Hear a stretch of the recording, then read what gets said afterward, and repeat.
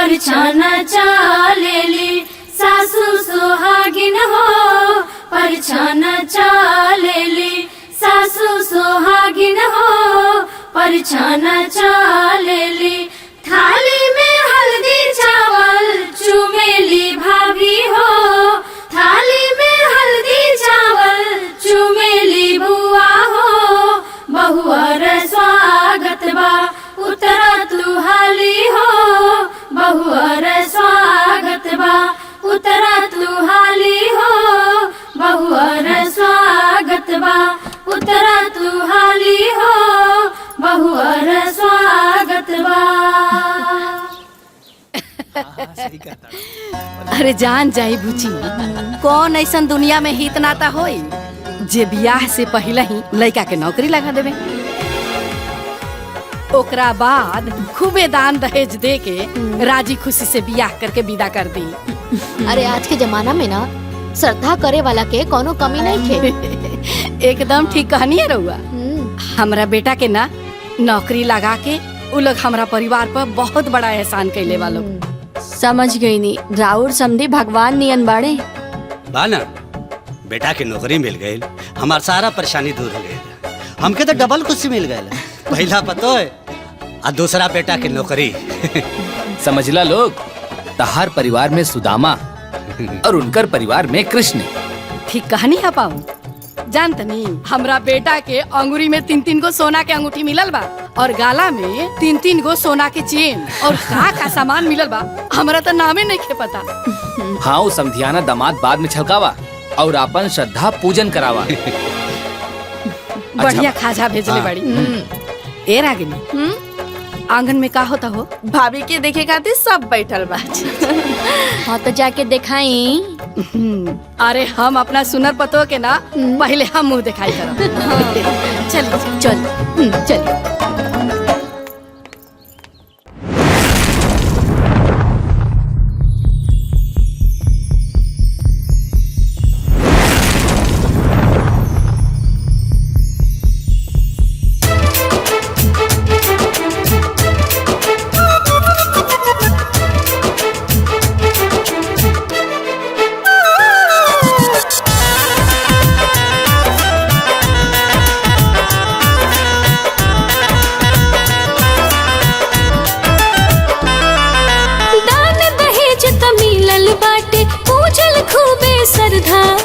हमरा भाभी की सुंदरता आज उड़ौलस गर्दा।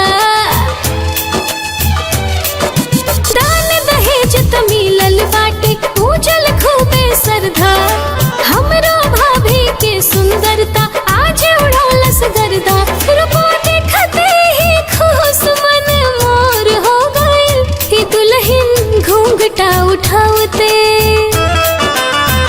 ही दुल्हन घूंघटा उठावते घर अंजोर हो गइल, हे दुल्हन घूंघटा उठावते घर अंजोर हो गइल, हे दुल्हन घूंघटा उठावते।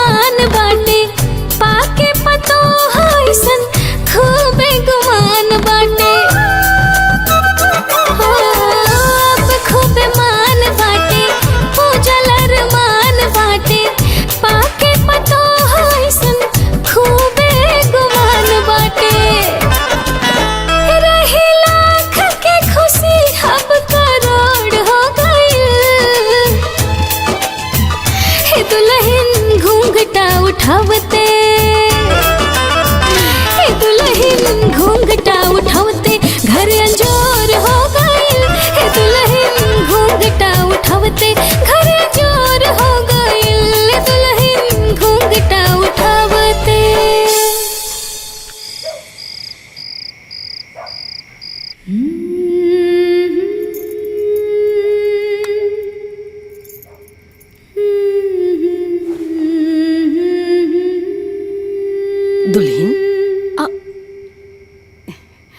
जी अरे दुल्हन खाना ना खैलू?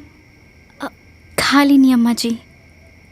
अच्छा तू खा ले लू तो अभी तक ऐसे ही सब पड़ल बा। हमरा पता बा दुल्हन, जब नया नया आदमी घर में आवेला ना, खाए में ऐसे ही लाज लागेला। कबो कबो ना खाही के ना मन करेला, लेकिन हमरा एकर उपाय पता बा। ए रागिनी, रागिनी, हाँ माई। अरे जरा भैया के भेजता। अभी भेजे तानी। हाँ माई। बबुआ दुल्हन के साथे बैठ के खाना खा। माई अरे तहार मेहरारू है, इतना असहज होखला के जरूरत नहीं के। अरे ना माई, हम तो हम तो कुछ ना। चला चल के बैठ के खाना खा। ठीक ठीक बा माई। चला।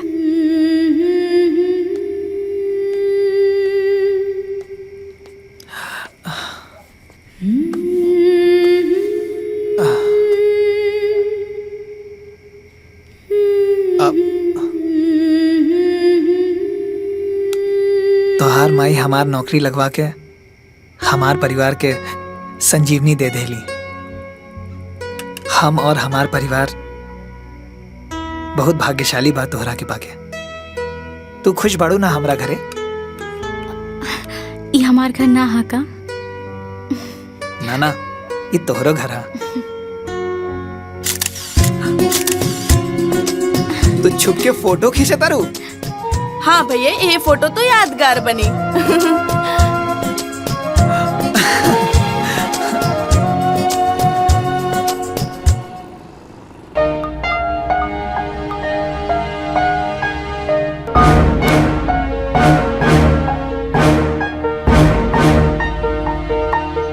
प्रणाम मम्मी। हाँ खुश रहो बिटिया। हालचाल बतावा। सब बढ़िया बा माई। सब लोग बहुत प्यार करत आड़े। बिल्कुल नहीं लागत कि कोनो अनजान जगह पे आ गइल बाड़ी। सुन के मन खुश हो गया। अरे हमार मकसद जौन पूरा हो गया। खैर छोड़ा, कुछ भी हो ना फोन जरूर करिहा। ठीक है मम्मी। प्रणाम। खुश रहा, अपन ख्याल रखिया। हाँ माई। ठीक।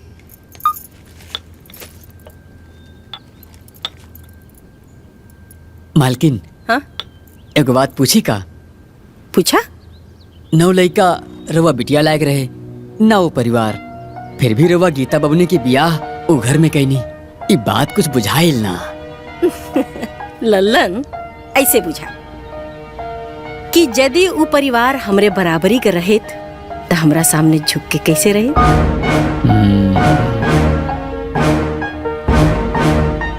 अपना बेटी के सुख के खातिर सबसे पहले हम अपने होखे वाले दामाद का नौकरी लगोनी, फिर अपने बिटिया का ब्याह कैनी और एहसान लाद देनी। अब ऊ लड़का वाला हो के भी जीवन भर हमरा सामने झुक के रही हैं और हम लड़की वाला हो के भी जीवन भर उनका सामने तन के रहा। बिटिया के आजादी मिल गई, ससुरे में रह के भी ऊ नैहरे का सुख उठाई। कैसे? जैसे हमार बड़की बिटिया और बड़का दामाद भोगता रहे। अब बुझाए? बड़की बिटिया का जीवन तो बर्बाद कैले रहनी, अब छोटकियों को बर्बाद करे के तैयारी बा। का कहनिया? हम कहाँ कुछ करनी। रउआ जिसन महाज्ञानी के सामने हम अज्ञानी आदमी भला कुछ कहे के हिम्मत रखा तनी का? और तो काहे के हिम्मत करेनी? कहबो मत करी ना। जब देखा तो भनन भनन भनन बगल में बैठ के बस।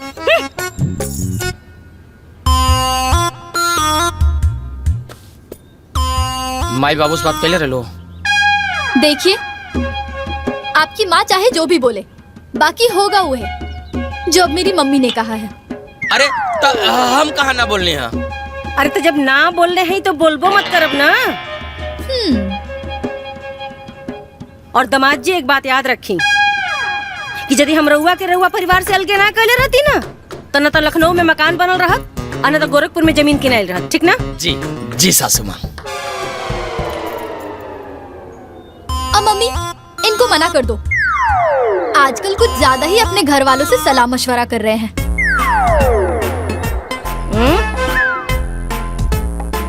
आगे हुई ना ना ना सासू माँ।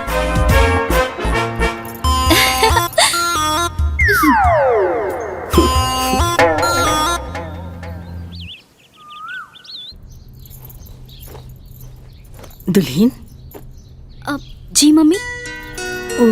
फुआ और मौसा जी लोग जाता लोग अच्छा। ता वहाँ लोग के माड़ो में खिलावे खातिर जोन थरिया देहल गई रहे ना, हाँ। वो कहाँ बा? हमरा के तो मालूम नहीं खे। एक मिनट, हाँ मम्मी से पूछ के बतावा तानी। हाँ, पूछ के बता दिया। ठीक जी।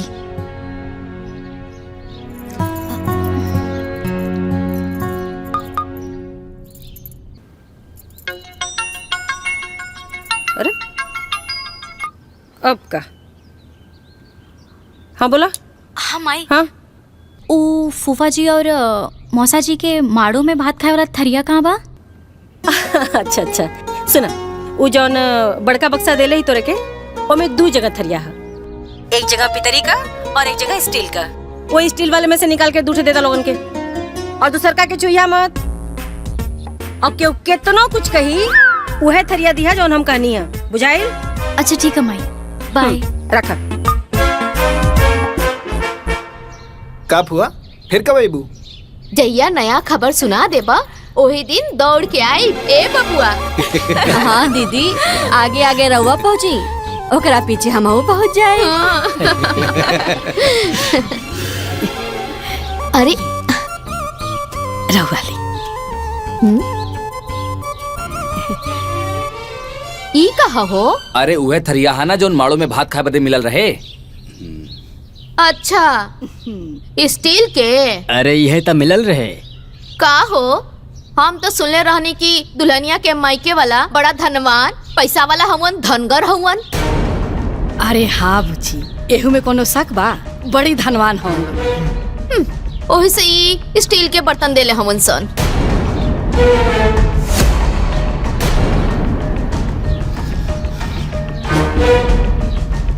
अरे ये दीदी, देखले नहीं की? हाथी के दांत दिखावे के कुछ और होला और खाए के कुछ और। सही कहा तारू।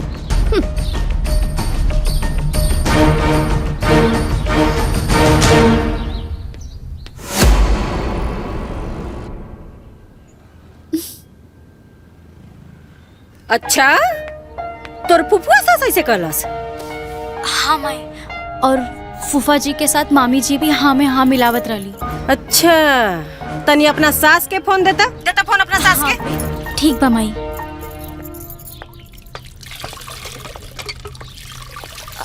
अम्मा जी, हमार माई के फोन है।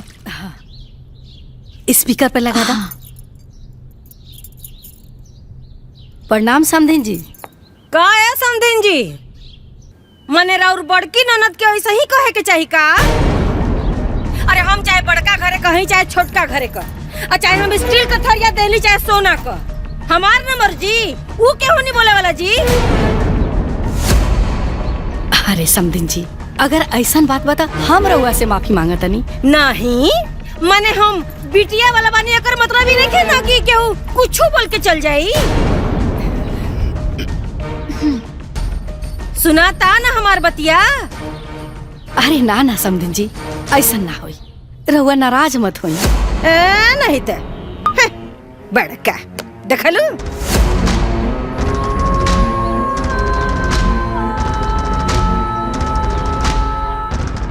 ओह माय गॉड, ये तो बहुत ही गलत बा। जानती हो माँ, एक बार इनकी मौसी जी भी ना मुझे कुछ बोली थी। तुमने तो जो सुनाया सो सुनाया, मैंने तो पूरी इज्जत ही उतार दी थी। तब से इनके घर में कोई मुंह नहीं खोलता है। काजी सही बोले ना? हाँ जी, आप हमेशा से ही सही बोलती हैं।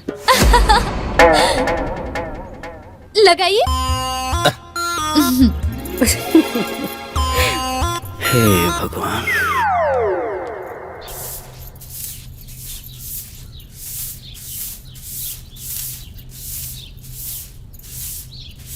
दुल्हन जी अम्मा जी। हाई तारा ससुर जी के ना सब गंदा कपड़ा बा, एकरा धो के प्रेस कर दिया। ठीक बा अम्मा जी, हम अभी ये धुल देता नहीं। अरे दुल्हन अभी इतना का आगुता हट बा, जब काम से खाली हुई है ना तब धो दिया। अम्मा जी एमे खाली होखे वाला कौन बात बा, हम अभी ही कपड़ा वॉशिंग मशीन में डाल दे और चालू कर दे, फिर ही कपड़ा अपने आप धुल के सूख जाए। Washing machine? हाँ आई आई अम्मा जी, ई है वॉशिंग मशीन, एहमे बस कपड़ा डाले के देरी बा, बाकी धुले और सूखे में कोनो देरी नहीं की। अरे दुल्हन एगो बात कहीं अगर बुरा ना माना था। अरे अम्मा जी ऐसन काहे कहत बानी, कहीं ना। दुल्हन ई ना ऐसे ही पैक रहे दे तू ना त ठीक रहित। उ कहा ना कि अब अपन रागनी भी सियान हो गई बड़ी, उनको बियाह होगी त ई सब सामान देवे ही के पड़ी ना। और राजू के तभी नया नया नौकरी लागल बा, सारा सामान खरीदे में बड़ा मुश्किल हुई। ई सब सामान रही त दिया जाई, और हाँ हमनी के जब हाथ फरहर होई ना त सब सामान खरीदा जाई। तब तक तू हाथे से कपड़ा धोई तू। ठीक बा अम्मा जी, जैसन आपकी मर्जी।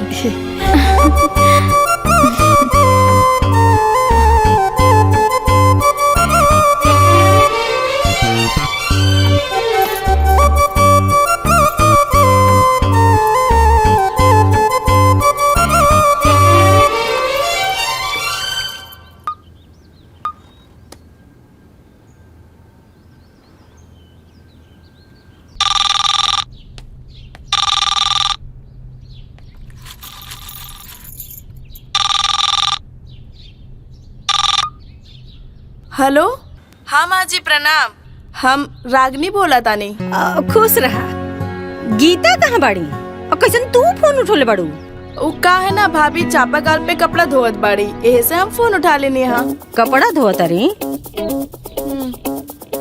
अतनी उनके पास फोन लेके चला ना, बात करावा तनी। ठीक बा, देत बानी।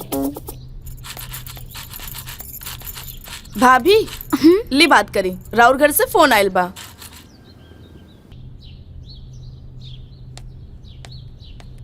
हाँ मम्मी का हाल बा, ठीक बाड़ू ना? अरे हाल चल के मुंह पिटावे, पहले ही बताओ ते करत का बाड़ी? मम्मी ऊ कहा कि थोड़ा सा कपड़ा रहल, उहे धुलत रहनी। कहे वॉशिंग मशीन का हम शोरूम में प्रदर्शनी लगावे के देले बाड़ी कि तू हाथे से कपड़ा धोता रही? जाके सारा कपड़ा मशीन में डाल। मम्मी कहा कि ओ मम्मी जी के इच्छा है कि वो वॉशिंग मशीन वैसे ही रखल जाए, वो रागिनी बबुनी के शादी में दहेज दियल जाए। का कहलुहा? रागिनी के दहेज में? अरे दिमाग खराब आओ नन करे कि पगलागल बड़ा सरे। कोनो भी सामान में अपने बिटिया के सुख खातिर देले बड़ी, उनका बिटिया के दहेज देवे खातिर ना। मम्मी जाय देना। देता फोन अपना सास के, हमू देखता नहीं कि कैसे पतो का सामान देवल जाना है उन्हें। हम बाद में अम्मा जी से बात कराई। सुन ज्यादा गतिया मत बन, बुझाइल ना? अरे तक कपारे पे चढ़ के बंसी बजावे लगिया तो समझ में आई तो रखे पगलेट कहीं का। शुरू में टोका टोकी जरूरी होला, बुझाइल? चल फोन दे अपना सास के, बात करो हमार। प्लीज मम्मी प्लीज, बात यही खत्म कर देना प्लीज। बाद में कोनो बात हुई तो हम बता दे, तब बात कर ली है प्लीज मम्मी। अच्छा तो ठीक बा, एदा पारी तो हम मान जाता नहीं, लेकिन आगे से ऐसा कुछ भी भइल ना तो बता देता नहीं, हमरा से बुरा क्यों ना होई, बता दिया उन्हें लोग के। ठीक बा मम्मी। रख फोन।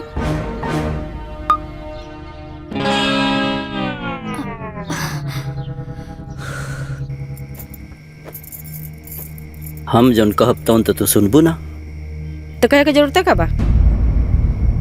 कहे से कि गलत बात सहल भी पाप होला। अब कहल जा। देखा गीता अभी अभी दुल्हन बन के ससुराल गइल बा, हर बात पे फोन मत कइल करा। कहे से कि बात बिगड़ भी सकेले। तो डर केकरा के बा? केकरा के डर बाजी? बियाह कइले बनी होने, बेचैन नहीं कि हमारा अधिकार खत्म हो गई। और देखी बड़की बिटिया दामाद के तन्नी से अपना गाइडलाइन में रखनी तो 2 पैसा का आदमी हो गई, जीवन सेट हो गई। बेटी अपन ससुराल छोड़ देलस, दामाद अपन परिवार छोड़ देलस। का तरक्की भइल बा। का कहनी है? कुछ ना, हम भला कुछ कह सके नी। रउआ ऐसन महाज्ञानी के सामने हम अज्ञानी भला का कह सके नी। तो कहबो मत करी ना, आ जानी ज्ञान देवे। जा यहाँ से।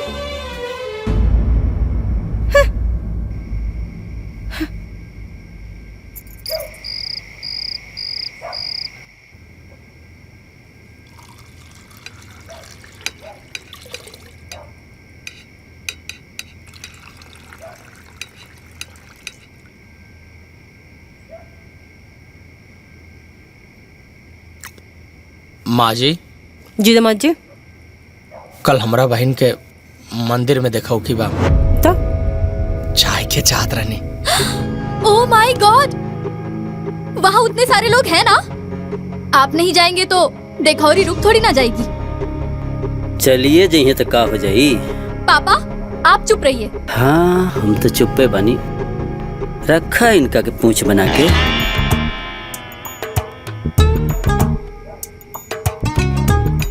मम्मी जी का आदेश बा आपके? बाहर से बाहर जाए के, देखो कि कह के, और बाहर से बाहर वापस आ जाए के। जी मम्मी जी। और हाँ, ज्यादा लस्सी फुस्सी मत करिए वहाँ, नहीं तो ब्याह खातिर पैसा मांगे लगी सब।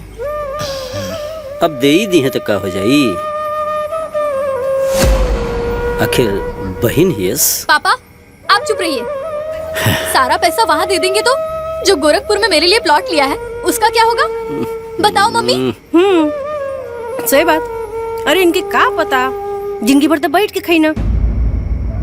इनका के का पता कि बिटियन का जीवन कैसे बनी। कबो कबो औलाद के दुश्मन हो। और अब वही चुपचाप बैठ के खाई और खाए दे। खाई जानकी मत खाई।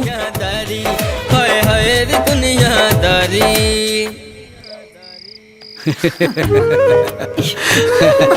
खाना खेले के बाद मिठाई खाए के चाहिए। ओहो भैया के ससुराल वाला। चला चला एक एक उठावा लो। ले वादा। अरे लड्डू ले लूं तो पनियो ले आओ। हाँ हाँ ओहो ला दे, पहले लड्डू तो खा लो लोग। अब तो हर शादी ब्याह हो गई, जिम्मेदारी बढ़ गई। हाँ बेटा, अब खर्चा भी बढ़ गई। नौकरी बा ना माई, सब हो जाए। देखा बेटा, सोच समझ के कदम उठैया। तू अकेला कमाए वाला बड़ा और तोहरे माथा बहुत भार बा। पता नहीं कैसे होई। सब हो जाए बाबूजी। अब भैया कह दे लेना तो समझा सब हो जाए। लेकिन कैसे हुई बेटा? देखा माई, सबसे पहले रागिनी के एक बढ़िया कोचिंग में एडमिशन करावे के बा। काहे कि हम पैसा के अभाव से इंजीनियर ना बन पाऊनी, लेकिन ओकरा के इंजीनियर जरूर बनाई बा। ये हमार सपना बा। ओकरा बाद जे हुई ओकरे हिसाब से हुई। ठीक बा बेटा, सब तोहरी हाथ में बा। तू ही कमाए वाला बड़ा। चिंता मत करा माई, सब सही हो जाए। ठीक बा बेटा, जा ढेर रात हो गई बा, जाके सुता। ठीक बा।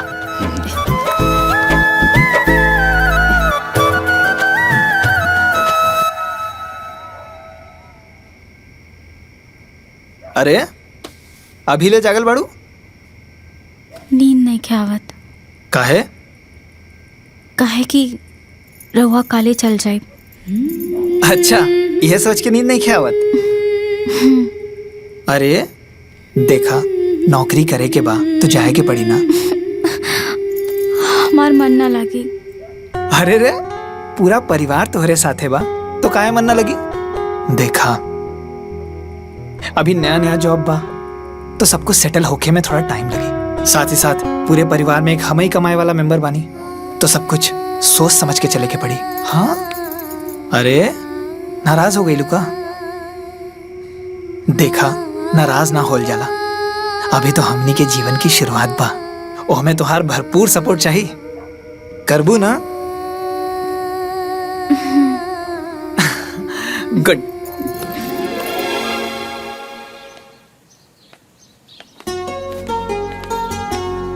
अरे बुचिया, अचरवा कहाँ रख ले रे? यही बैगों में तो बा। अरे कपड़ा में लग जाए तो? अरे बेटा ना लगी, हम प्लास्टिक में बांध के डिब्बा में रख देले बानी, ऐसे ना लगे।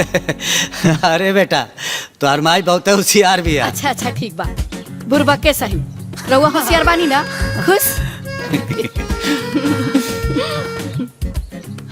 अरे हाँ बबुआ, सतुआ भी बांध के रख देले बानी, भुजना भी बांध देले बानी जी, और पूरी भुजिया भी बना देले बानी। तू पहले पूरी भुजिया खा लिया, नहीं तो खराब हो जाई ना। ठीक बा माई, अब जाएं? खुश रहा, अपन ख्याल रखिया, आयजा के चिंता बिल्कुल मत करिया, हमनी के बानी छना।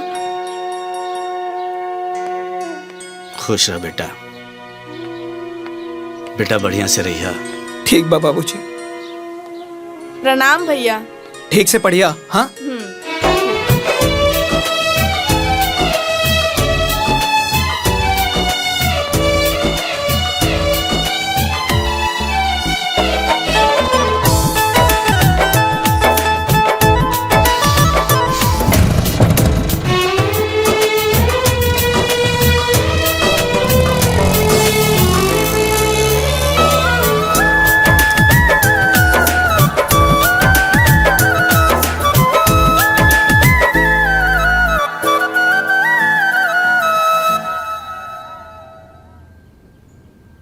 इतना उदास काहे बोलो तारू बिटिया? ना मम्मी, हम उदास नहीं की। अरे बचपन से पाल पोस के बड़ के ले बनी, अब हम ही ना जानब कि तू कब खुश बाड़ू कब उदास बाड़ू।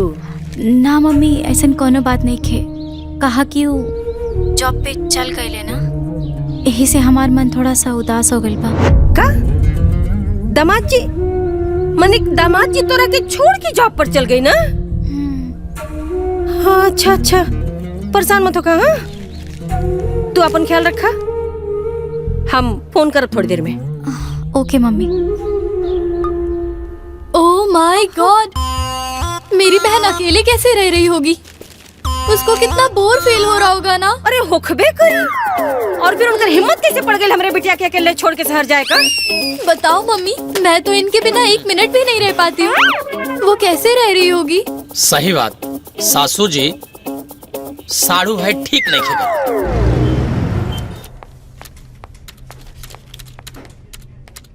सर थैंक यू। रुका था, अब यही हम उनका हिसाब करता नहीं।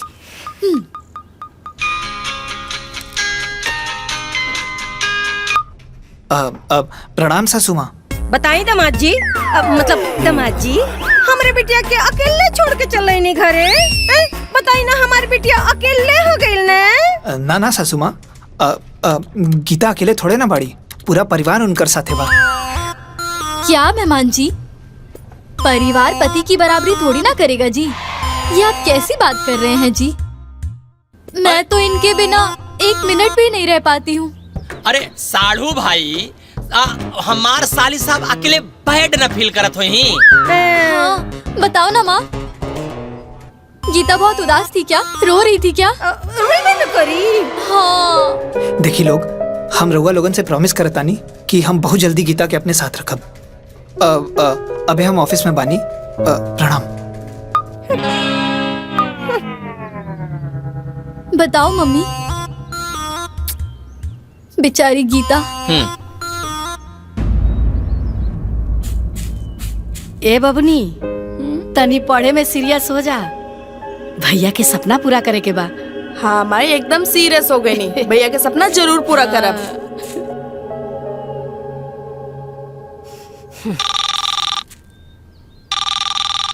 माई, भैया के सास के फोन आइला। हाँ, स्पीकर पर लगा। का समधिन जी, माने कि इहो कोनो बात होला जी? आए हमार नई नवेली बिटिया गइल है, आ ओकरा के अकेले छोड़ के दामाद जी शहर चल गई ना? अरे ना समधिन जी, पूरा परिवार तो भरल बा, उनके साथे बानी जा हमनी के, अकेले थोड़े बाड़े। बताओ मम्मी, गीता को कितना अकेला फील हो रहा होगा, उसको तो भग भग रुलाई आ रहा होगा। अरे उते होखी। हाँ। अरे समधिन जी, ऐसा कोनो बात नहीं खे, वही बहुते खुश बाड़ी। समधन जी, हम राजू का पापा बोलता है, आप लोग हित हो गई तो आप लोगों से का छुपाव के? हाँ। एक अकेला राजू परिवार में कमाए वाला, 1000 गो खर्चा, नया नया नौकरी लगल बा, तो सब देखे के बा ना। परिवार बिखर जाए तो खर्चा भी बढ़ जाए। आप तो समझते हो खब।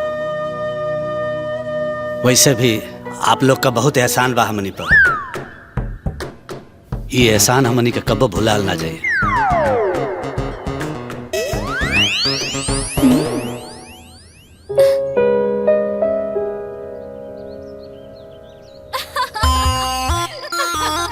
बताओ मम्मी, तुमको याद है ना एक बार छोटन जी जब हमको छोड़ के गए थे, तुमने तो हंगामा ही कर दिया था। और मैं भी जो भाग के आ गया था। हाँ। ओह माय गॉड। बाकी गीता कैसे रहती होगी? वो जंगल में ना अपना ससुराल में बिया।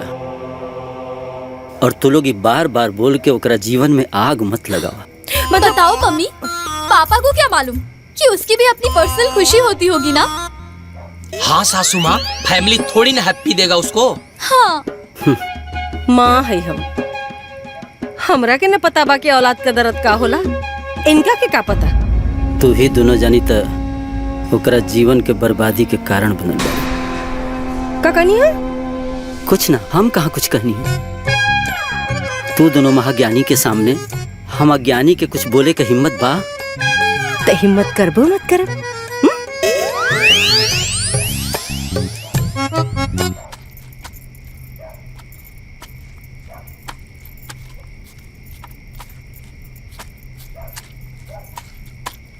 दुल्हन।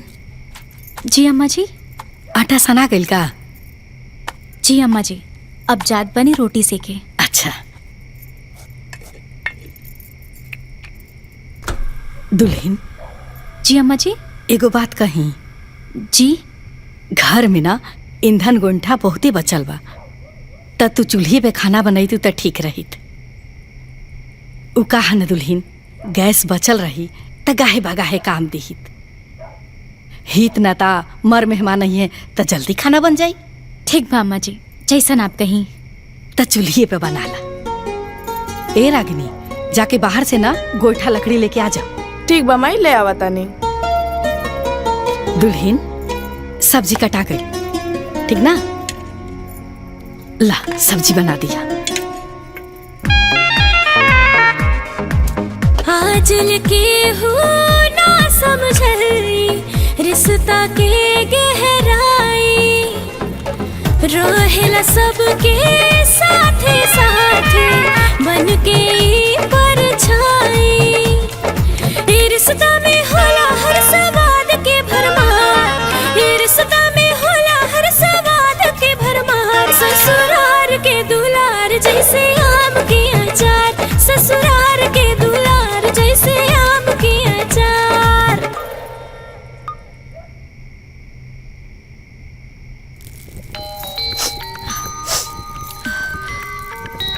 मम्मी। हाँ मम्मी। हेलो बिटिया, कैसे बाड़ू? का करता रू? हाँ ठीक बानी मम्मी, अभी तक खाना बनावत बानी। ए तू खाना बनावता रू तो सुसुकत कैसे बाड़ू? ए कोनो कुछ कहता रही ना? अरे ना मम्मी, केहू कुछ ना कहलस। वो कहा कि आँखें में धुआं चल गई ना, त आँख और नाक से पानी निकले लगल। अरे मने कि गैस चूल्हा पर कैया से धुआं लगा लगल रे? अरे ना मम्मी, गैस चूल्हा पे ना, वो मिट्टी के चूल्हा पे खाना बनावत बनी ना, यही से धुआं निकला। का कहलू? मिट्टी के चूल्हा पर खाना बनावता रू? कौन उनकरा घरे में गैस चूल्हा भी नहीं का रे? अरे मम्मी, ऐसा कोनो बात नहीं खे। ओ मम्मी जी कहत रही ना कि गैस बचल रही तो केहू केहू अचानक से मेहमान आई और गाहे बगाहे में काम आ जाई। उहे खातिर मिट्टी के चूल्हा पे खाना बनावत बानी। अच्छा, ये बात अब समझ में आई कि नाम सो धन से ना मन से दलितर बाड़ा सा। बतावा हो, इनके बेटा का हम नौकरी लगौली, दहेज में भर भर के सामान देली, पैसा रुपया से घर भर देली, तब वही हाल बा। गैस बचावल जाता। तनी ऐसन कर, बात करो अपने सास से। अब पानी कपार के ऊपर जा रहल बा। बात करो अपने साथ से था। पूछता नहीं कि पतो के संगे कैसे रह जाला। बात करो। मम्मी जाए दा ना, धीरे धीरे सब ठीक हो जाए। जाए ना दा, बात करो हमार उनसे, नहीं तो तोर जिंदगी बर्बाद हो जाई और हम बता देता नहीं बड़ी पछते भी तय। बेटी के परिवार में इतना दखल अंदाजी ना करे के चाहिए, ओकर जीवन खराब हो सकेला। आगे नहीं ज्ञान देवे, बोलो नहीं हरुआ के हम जब देखा था ज्ञान देवे पहुंचावे नहीं। हाँ जाइए यहाँ से, दिमाग मत खराब करी। ऐ बात सुन, ते पहले बात कराओ हमार। अम्मा जी तो बाहर बाड़ी, रउआ से कैसे बात करवाई? अच्छा ठीक बा, हम तमाजी से बात करता नहीं। बाकी तय कान खोल के सुन, जाके गैस चूल्हा पर खाना बनाओ। और अगर आज के बाद हम सुन नहीं ना कि तय चूल्हा पर खाना बनाओ तरी, तो हमारा से बुरा क्यों ना हुई। हेलो,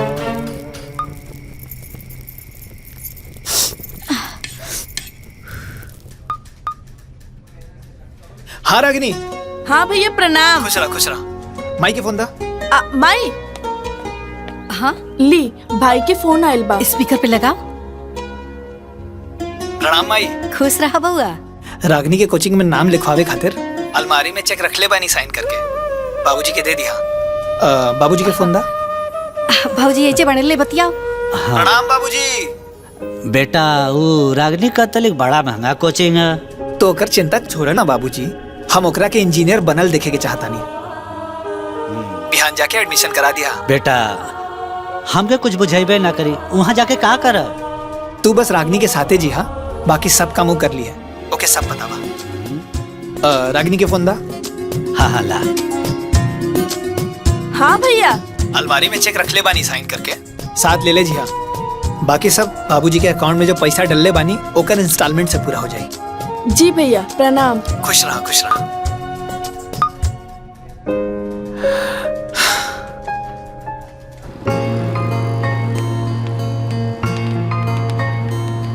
बड़ा ठंडा लला रे अंदर। एसी लागल बा बाबूजी। हाँ बेटा, तब पढ़ाइयो बड़ा महंगा हुई ना। पढ़ाई भी तो अच्छा होला। हमाल के जमाना में अच्छी कोचिंग ना रहे, नया जमाना नई पढ़ाई है। रुका बाबूजी, का एक सेल्फी खींच के भैया के भेजे के बाद। हाँ ले खींच।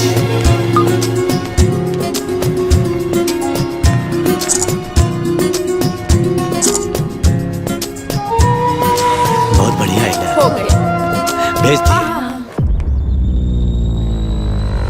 अंटार्कटिका पृथ्वी की सबसे ठंडी जगह। इससे ठंडी जगह। ओह माय गॉड मम्मी, तुमको मालूम है मेहमान जी ने क्या स्टेटस लगाया है? का? ये देखो, इनकी बहन इतने बड़े स्कूल में पढ़ती है।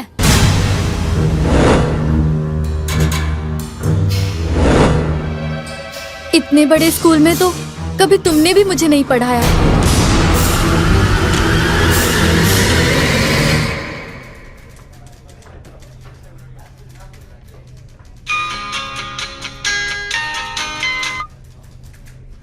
प्रणाम सासू माँ। खुश रहा बाबू। हमरा बिटिया के कहिया अपने साथे लिया होता नहीं? बहुत जल्दी सासू माँ। ठीक बा, हमहू देखा तानी कि आपका वो जल्दी वाला दिन कितना जल्दी आता है। जी।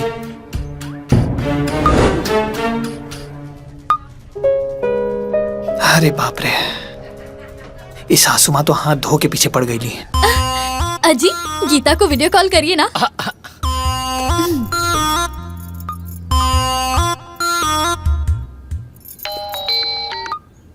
हाय, ये देख गीता, ये चूड़ी, ये बिंदी, ये लिपस्टिक और ये ज्वेलरी। ये सब साड़ी का मैचिंग है।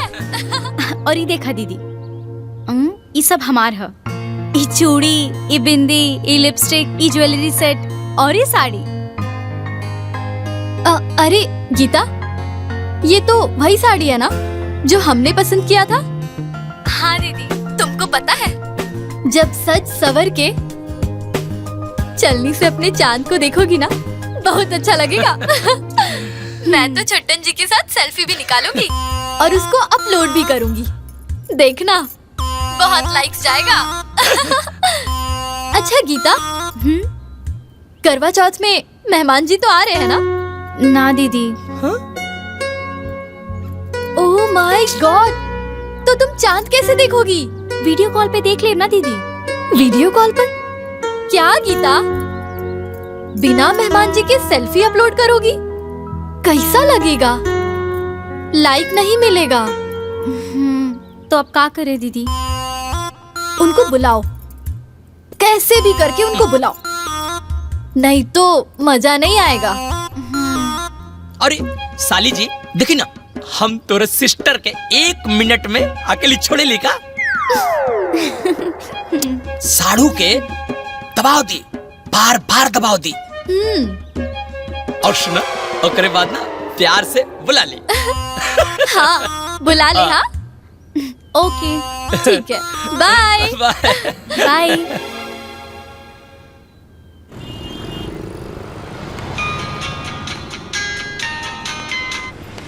हाँ गीता बोला। ये हमार पहला करवा चौथ है और रउआ ना आइब तो हमरा के अच्छा ना लगी। बाकी एक दिन आइब तो छुट्टी भी जाई और पैसा भी नुकसान हुई। अच्छा, हमार खुशी से बढ़ के पैसा हो गई बका?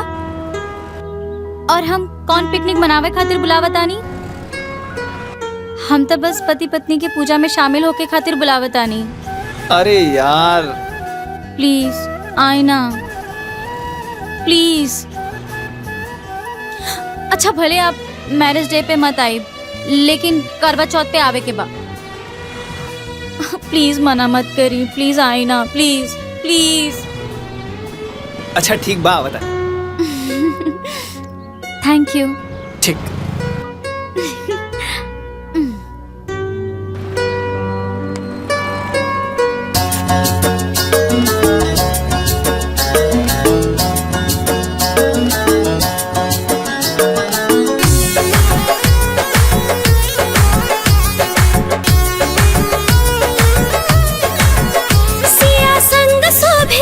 चंद्र जैसे जोड़ा राधा और कान्हा के ऐसे,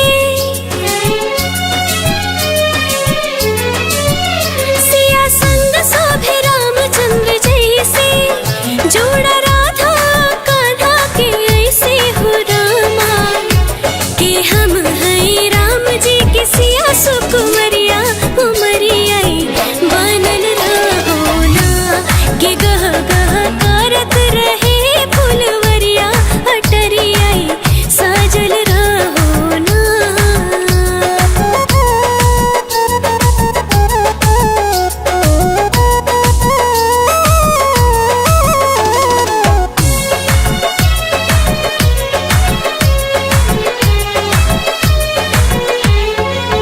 दहकत मांगी में हमरे से नुरवा रहे, बनल पियवा से सौका सिंगरवा रहे।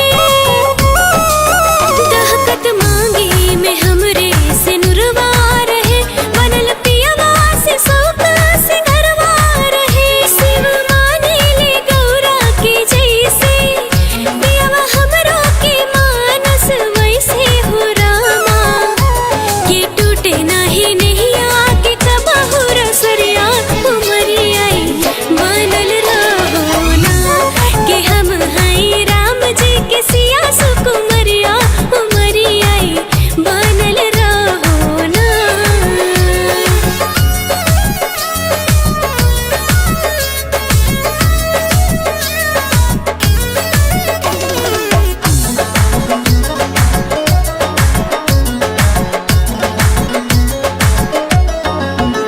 जोड़ी किस्मत से ईश्वर बनावे ले हो, दूगो दिलवा के उहे मिलावे ले हो।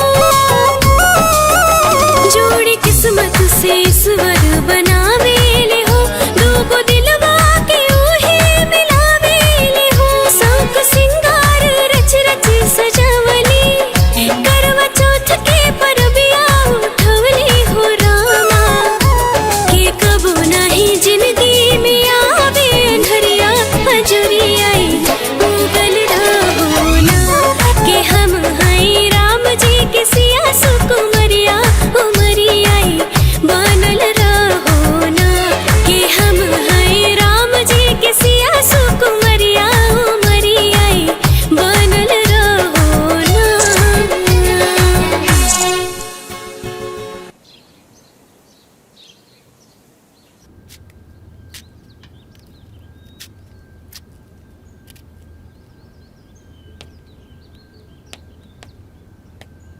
अरे बबुआ आओ बैठा।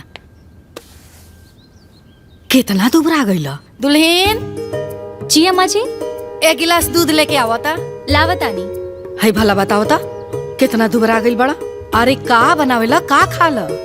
नौकरी करे के बाद देह में शक्ति ना रही तो काम कैसे होई। अरे ठीक तो बानी हम, बाकी शरीर का वजन भी ठीक बा। लीजी पिया। राजू जी बाबूजी। हम सोचा तानी कि बहू के अपने साथे शहर ले जा। टाइम टू टाइम खाना खात होगा। अकेले रहला में दिक्कत होला बेटा। ना ना बाबूजी, हमके कौनो दिक्कत नहीं है। अरे कैसे दिक्कत नहीं है। हमनी से बेसी तू जानता रहा। इतने दिन में तो इतना दुबरा गईला। मर्द की काम न करे के बा कि घर में बैठ के चौका बर्तन करी कपड़ा धोई। अरे अकेले का करबा बबुआ। अरे माए बाबूजी, अब इनका लेके जाइब तो सारा प्लान फेल हो जाए, बहुत खर्चा बढ़ जाए। बेटा रूम का भाड़ा देबे करेला, बिजली का बिल देबे करेला, खाली राशन का खर्चा थोड़ा सा बढ़ जाए, ऐसे प्लान फेल हो जाए।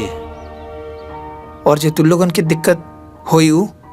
अरे बबुआ हमनी के कोनो दिक्कत ना हुई। रागिनी बाड़ी न हमनी के कोनो दिक्कत ना हुई। और वैसे भी तार माई इतना कमजोर नहीं की अब अहियो 50 आदमी के खाना बना के खिला सकत रही। बात माना दुल्हन के अपना साथे साथे शहर ले जा।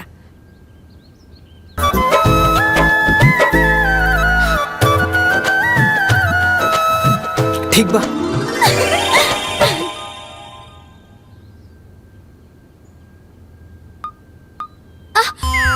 क्या छोटन जी, ठीक से करिए ना।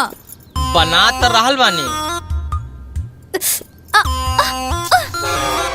बताओ माँ, एक चोटी भी ठीक से नहीं बना पा रहे हैं। अरे ये दोनों दमादन के ना हमरे बेटियन के चिंता देखे। अरे ठीक से करी। चलिए हटिए यहाँ से, हटिए। मूड खराब कर दिया। अरे गीता का वीडियो कॉल। प्रणाम मम्मी। हाँ बिटिया खुश रहा। मम्मी हम शहर आ गए और रउआ के दामाद हमरा के साथे लेके आ गई। हाय भगवान, हम आई। आज हमार तपस्या पूरी हो गई। हमार बिटिया जाल से निकल के आजादी की हवा में आ गई। मम्मी ये देखी हमार शहर के घर। हाँ दिखा दिखा। ये देखी मम्मी, यह बेडरूम और यह ड्राइंग रूम, ई बैठे के जगह और यह किचन।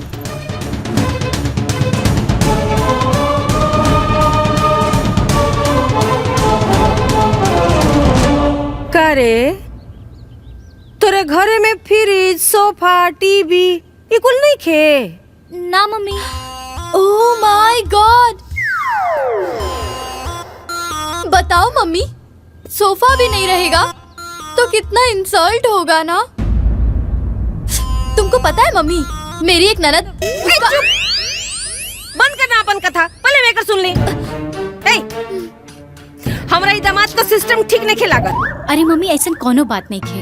कहा कि उनकरा बहन के एडमिशन में पैसा ज्यादा लग गई है ना, और शहर में आवे के भी अचानक प्लान बन गई। उहे खातिर मम्मी धीरे धीरे सब ठीक हो जाये। सुन, दामाद जी से कहते छुट्टी लेवे के। काल हम आवतानी। सच्ची मम्मी? ठीक बा मम्मी, प्रणाम। ठीक कहलू हा मम्मी, बिल्कुल सही कहलू। बताओ भिखमंगा नियर घरे में छी।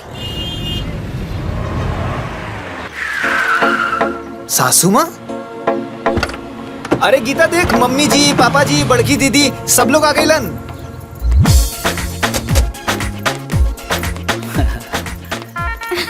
मम्मी। अरे बेटा खुश रहा। प्रणाम बाबू। सब लोग ठीक बा ना? अच्छा लगल तो देख के। जी चल। पापा। अरे हमारा बेटा, खुश रहा बेटा, सदा सुहागन रह। ठीक बड़ा दीदी। सब बढ़िया बा। और साड़ू भाई? ओह माय सब गॉड, बढ़िया बढ़िया। का गीता तुम इतनी दुबली कैसे हो गई? कुछ भी दे दी।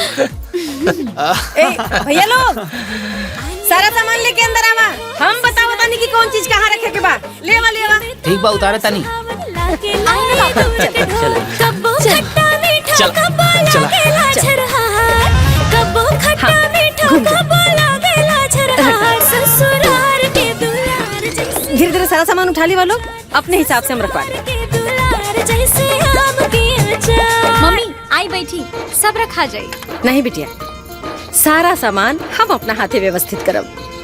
हमार बिटिया का घर इतना खाली खाली ई हमरा के मंजूर नहीं खे। सासू तुम्हारा माँ, का हाँ ये सब सामान रउआ चिंता मत करी बेटा, सारा सामान इंस्टॉलमेंट पर बा। धीरे धीरे राउर तनख्वाह में से कटत जाए, ठीक है? ओह माय गॉड, बताइए मेहमान जी, अगर गीता का घर स्टैंडर्ड नहीं दिखेगा तो कितना इंसल्ट होगा ना। बेटा घर में सब लोग ठीक बा ना? हाँ हाँ सब लोग ठीक बा बाबूजी। अच्छा हम चाय बना के लेके आवतानी। ठीक बा। गीता, अरे दीदी तू यहाँ, हम चाय बना के लेके आवत रानी है ना। वो क्या है ना गीता कि मुझे तुमसे बहुत जरूरी बात करनी है, इसीलिए यहाँ आ गई। क्या बात है दीदी, बोला ना। देख बहन, यहाँ ना इस सास वास की टेंशन मत पालना, नहीं तो बहुत प्रॉब्लम हो जाएगी। मुझे देखो, मैं किसी से कोई मतलब नहीं रखती हूँ। देखो कैसे टेंशन फ्री हूँ। है ना? तो गीता, हाँ हाँ बन गई, लेके आवतानी। साढ़ू भाई आपन घर कब बनवा तोड़ा हो? अपन घर तो गांव में है ना। क्या मेहमान जी, ये भी कोनो बात है? अब बात में कौन खराबी बा? अब दामाद जी आप हमारी बात सुनी, अब ना रउआ अपने घर के चक्कर में पड़ी। देखी छोटन जी के लखनऊ में घर बन गया। ओह माय गॉड, क्या मम्मी, मेहमान जी को पूरी बात तो बताओ। इनको ये भी तो बताओ कि मेरे नाम से गोरखपुर में जमीन भी लिया है। अब यहाँ के अपन हित हो गए बनी, धीरे धीरे सब पता चलिए न जाई। बाकी साढ़ू भाई लखनऊ वाले मकान के गृह प्रवेश करब तोरा के बुलाए, और सुना साली जी के लेके आवे के पड़ी। जी हम जरूर आई। बिटिया अब तू कोनो बात के चिंता मत करिया। अब तू हमरा लगे आगल बढ़ू ना, अब हमेशा हमार नजर तोरा पर रही। मम्मी हम सब ठीक कर दे। अब यहाँ से चले के चाहिए। भेंट मुलाकात तो सबसे हो ही गई, अब दामाद जी के काम भी तो हुई बहुत। जी बाबूजी। अच्छा चलिए।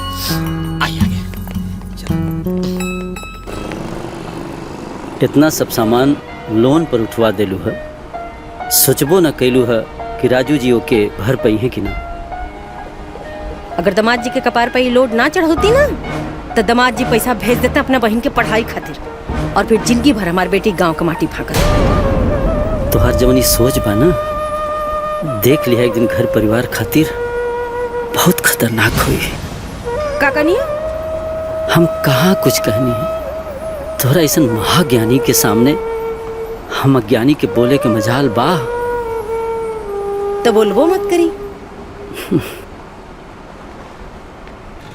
अरे का बताई माई, सोफा फ्रिज पलंग टीवी सब सासू माँ लेके आ गई ली। अरे तो पैसा कहाँ से आई? वो सब लोन पर बा, हर महीना हमार सैलरी में से कटी। बेटा खर्चा बढ़ गए ना। हाँ बाबूजी, लोड तो बढ़ गई, बाकी शहर में रहे के बाद तो ठीक से रह के पड़ी। हाँ बेटा ठीक कहा तारा, जैसन देश वैसन भेज तारा कहीं के पड़ेला। अच्छा माई प्रणाम। फोन करत रहिया लोग, ठीक बा? ठीक बा बेटा, तू बढ़िया से रहिया, खुश रहा। खुश रहा।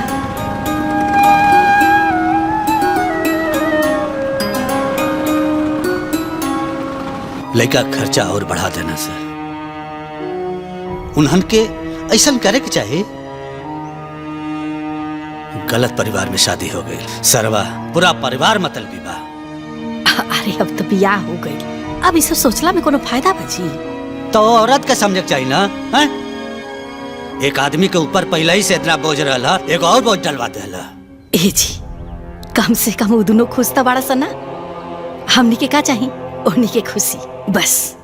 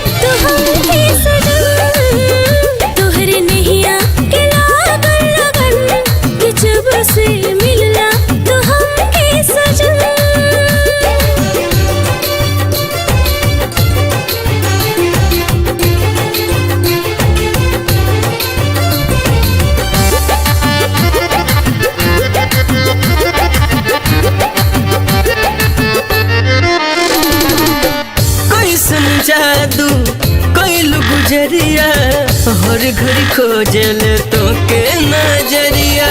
मन मंदिर में कहीं बस गइला, मन के धड़कन हमरो सावरिया। दूर अब ना रहला एको चांद, जब से मिललू तू हमके सनम। तोहरे नैया के लागल लगन, कि जब से मिलला तो हमके सजन।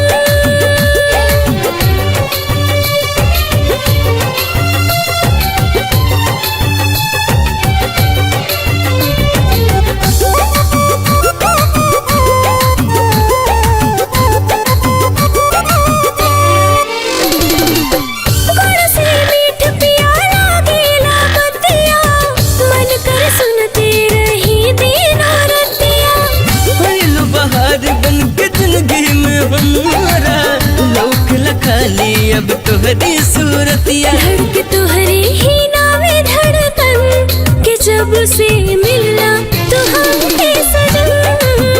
अब ये दिलवा रहेला मगन, कि जब से मिललू तू हमके सनम।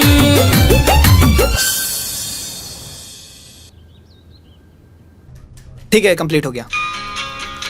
हाँ, आप इसे ले जाइए। Thank you. Okay sir. Hello भैया, प्रणाम। खुश रहा खुश रहा। का हाल चाल बा?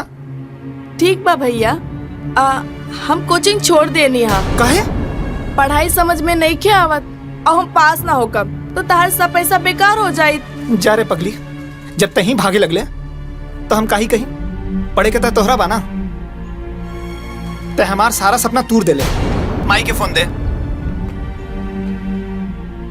हाँ बेटा। हम घर आवतानी माई। अच्छा, अकेले आवता रहा कि दुल्हनो आ रहल बड़ी? अकेले। का बात बा बेटा, अचानक? तू चिंता मत करा माई, हम आइब तो सब बताइब। ठीक बा बेटा। ठीक बा, प्रणाम।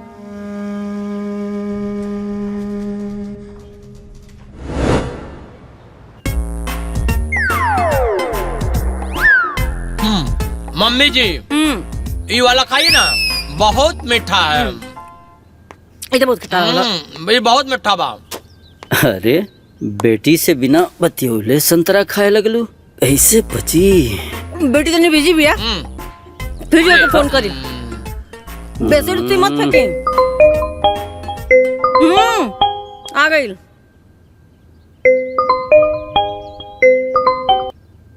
हाँ मम्मी, हो गई का बोला। हाँ बिटिया, कहाँ बिजी रहलू है इतना देर?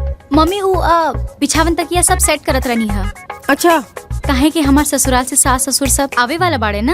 हैं? हाँ मम्मी। कोरे हमर दम तो पगला गइल बा का रे? ओकरा के हम जौना जाल में से निकालल चाहता नी, बार बार वही जाल में जाके फंसल चाहता। सासू जी, अब वो प्राइवेसी खत्म हो जाए नो। अरे बेटा, तो तोरे नियर दिमागदार नहीं खे ना बाबू, बकलोल, गोबर बा गोबर। ओह माय गॉड, बताओ मम्मी, गीता कैसे रहेगी?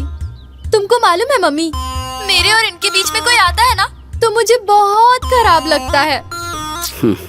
तो जाके जंगल में रहा, यहाँ कह रहा तारू? अरे रउआ चुप रही। बताओ बिटिया, यहाँ हम अपना बिटिया खातिर परेशान बाड़ी और वहाँ तोर मरद अपने माई बाबू खातिर परेशान बा। बात कराओ तो, बात कराओ। ओ मम्मी, वो तो यहाँ नहीं खे, वो तो गावे चल गए बाड़े सबके लावे खातिर। गावे? हाँ मम्मी। कट कट। ना बेटा, हमनी के तोरे साथे शहर ना जा पाल जाए। समस्या का बा बाबूजी? देखा बेटा, एक तो तारा ऊपर ऐसे ही खर्चा बढ़ल बा, हमनी के जाइब जाता खर्चा और बढ़ जाई और तू परेशान हो जीबा। अरे बस खाना का खर्चा बढ़ी माई, बाकी का खर्चा उहे होई जे लागत बा। रागिनी, रागिनी जी। ये क्या? नमस्ते सर। नमस्ते, कहिए। सर मैं कोचिंग से आया हूँ, ये चेक रिटर्न करना था मुझे। Thank you. सर एक बात पूछ सकता हूँ आपसे? जी पूछिए। सर आप देखने में काफी पढ़े लिखे लगते हैं, तो फिर आपने अपनी बहन की कोचिंग क्यों बंद करवा दी? वो पढ़ती ही कहाँ थी? नहीं सर, वो तो पढ़ने में हमारे क्लास की सबसे नंबर 1 स्टूडेंट है और बहुत ही ब्रिलियंट लड़की है सर। ठीक है, आप जाइए। नमस्ते। नमस्ते सर। रागिनी, रागिनी। हाँ भैया। एक बात बतावा। का बताई भैया? तू कोचिंग काहे छोड़ ले? भैया वो कोचिंग काहे छोड़ ले? कुछ समझ में नहीं के आवत तो का करती? झूठ बोल बे। ओकरे पे काहे चिल्लाता रहा? सच्चाई हम बतावता ने। समधिन जी, हम अपने दामाद को नौकरी अपने बेटी के सुख के खातिर लगोले पड़ी, रउआ के बेटे के इंजीनियर बनाओ खातिर ना। और एक बात बता दी कि अगर हमरा नौकरी लगवावे आवेला तो नौकरी छुड़वावे भी आवेला। फिर बनाओ तेरे अपना बेटिया के डॉक्टर इंजीनियर। तू इतना सुन के भी चुप हो गई लू? हम का करती बेटा, उतारा के नौकरी लगोले बड़ी और नौकरी कितना मुश्किल से मिलल बा। तो के हमरा पे भरोसा बा ना? हाँ बेटा। वो बबीता देवी हमरा के खरीद ले नहीं खे। रुक माई, फोन लगाता नहीं। ला माई, उनका औकात बतावा। दामाद जी के फोन। हेलो बबीता देवी, हम दामाद जी ना, तारा दामाद जी के माई बोला तानी। समधिन जी, पता बा ना केकरा से बात करता नहीं? अरे चुप ना समझ मूर्ख औरत। ते हमरा चुप्पी के हमर कमजोरी समझ ले रहीस ना, लेकिन अब ना। ए सुलेमान देवी, तोहरे इतनी हिम्मत कि तू हमरा से ऊंची आवाज में बात करता रू? राउर कौन अधिकार बा हमार परिवार में दखल देवे के? अपना बेटी के खुशी का ख्याल रखल हमार काम बा। एको बेटा होके के नाते, एको भाई होके के नाते सब लोगों की खुशी का ख्याल रखल हमार काम हो। ए दामाद जी, आज लेके वो हमरा से इतना ऊंची आवाज में बात ना कैलस। ए सासू माँ, ऐसन घटिया हरकत आज तक हमार परिवार के साथ केहू न कैलस। अगर हमके पहले पता रहित कि राउर सोच इतना नीच बा तो हम ही ब्याह ही ना करती। तोहर इतनी हिम्मत कि तू हमरा के नीच कहला, घटिया कहला। अरे हमरे चलते आज इज्जतदार बनला सा, हम ही नौकरी लगोली और हम ही से गर्मी। अरे लात मारता नहीं ऐसा नौकरी के। भाड़ में जाए ऐसा नौकरी और भाड़ में जाए ऐसा ससुरारी। इतना गर्मी उतारेब, तोहरो गर्मी उतारेब। एक मिनट, हमरा के पहले हमरा बेटी से कॉन्फ्रेंस कॉल पे बात करे थे। एक मिनट, बता नहीं।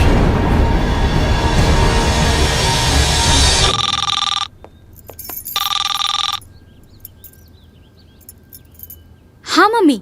गीता, गाड़ी भेज रहल बानी, घर छोड़ और यहाँ आ। गीता, अगर घर से निकलूं ना तो ठीक ना हुई। सुना था कि ना, गाड़ी भेज रहल बानी, निकल वहाँ से। ना गीता।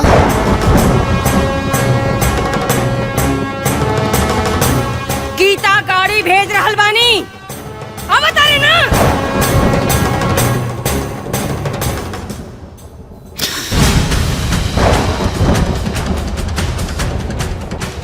हाँ मम्मी।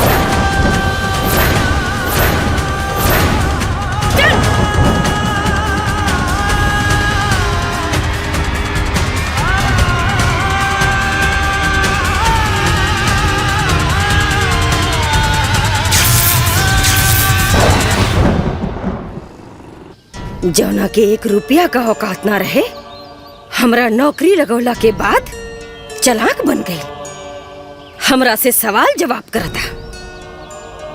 कुल हीरोगिरी छुड़ाई। देखा, आवेश में लिहल हर निर्णय गलत होला। तू फटाक से फोन कैलू, ये फटाक से आ गिनी। आ ना गईल, बल्कि अब इहो यही रही। अपने बिटियन खातिर हम काफी बानी, और जैसे हमारे एगो बेटी दामाद यहाँ रहला ना, वैसे हमारी इहो बेटी यही रही। ओ लोगन के भूमि पर ही ना चला देली ना तो हमरो नाम बबीता देवी ना। ओह माय गॉड, बताओ मम्मी, राजू जी कितने बदतमीज हैं। इन्होंने तो आज तक तुमको कभी मम्मी जी के अलावा कुछ नहीं बोले। बाकी राजू जी तुमसे जबान लड़ाने लगे। तुमने जो किया बिल्कुल सही किया।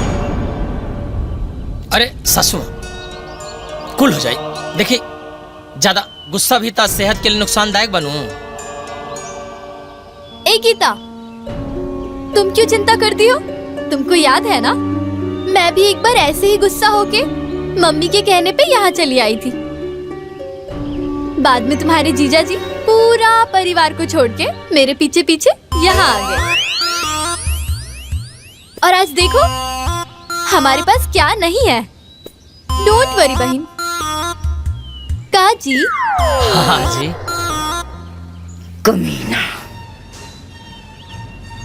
हमरा से कहा था कि कौना अधिकार से हमारा परिवार में दखल देता रू, और हम बिटियन का माई बनी तो हमारे ना दखल रही।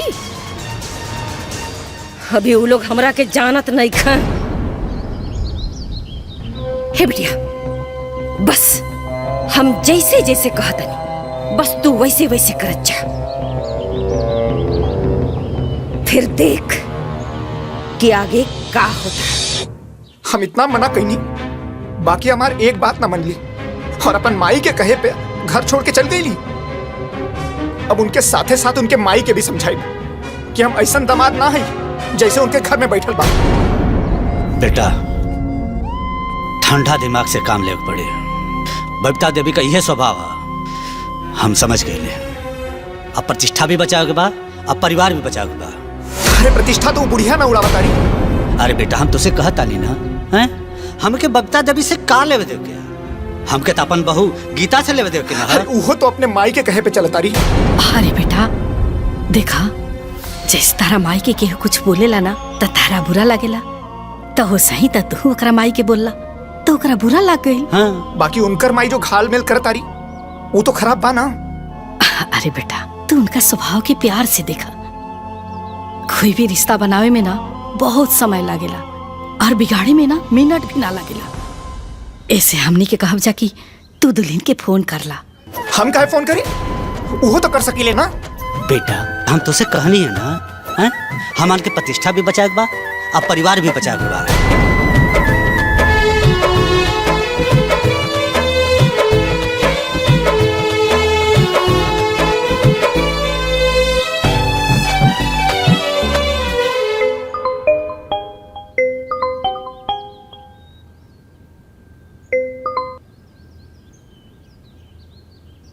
हाँ बोली।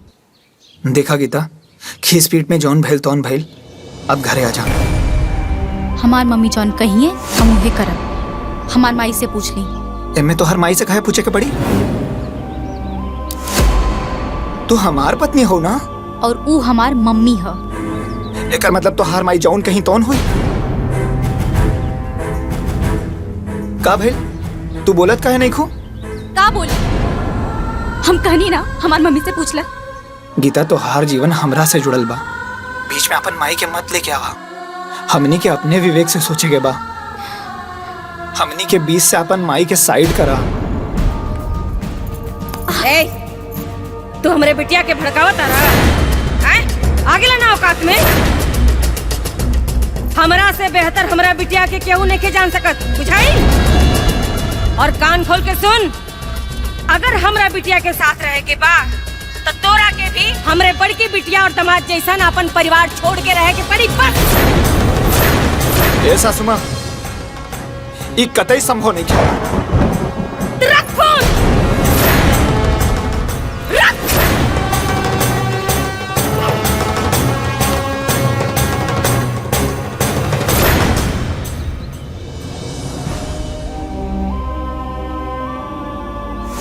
का तोर सास ऐसन कलसी है? हाँ बाबूजी।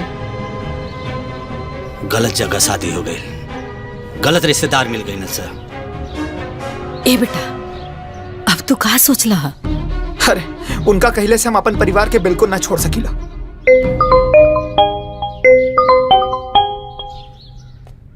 गुड आफ्टरनून सर। हेलो राजू। यस सर। तुम्हें जॉब से आउट कर दिया गया है। क्या? मुझे जॉब से आउट कर दिया गया? हाँ। पर क्यों sir? I am sorry Raju. अब हेलो सर।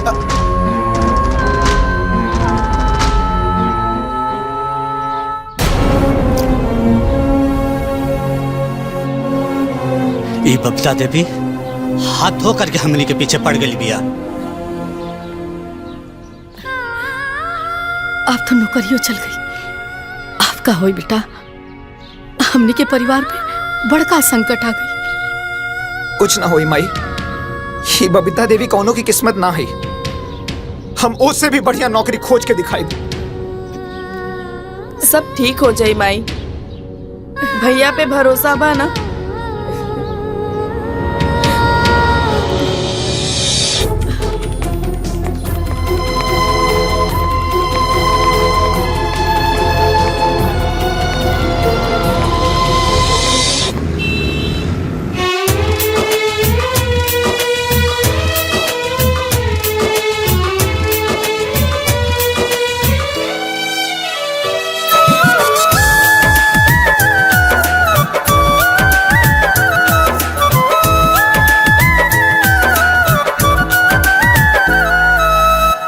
कबो औलाद के दुश्मन हो, कबो कबो औलाद के दुश्मन होले बाप महतारी। आए हाय रे दुनियादारी, आए हाय रे दुनियादारी, आए हाय रे दुनियादारी, आए हाय रे दुनियादारी।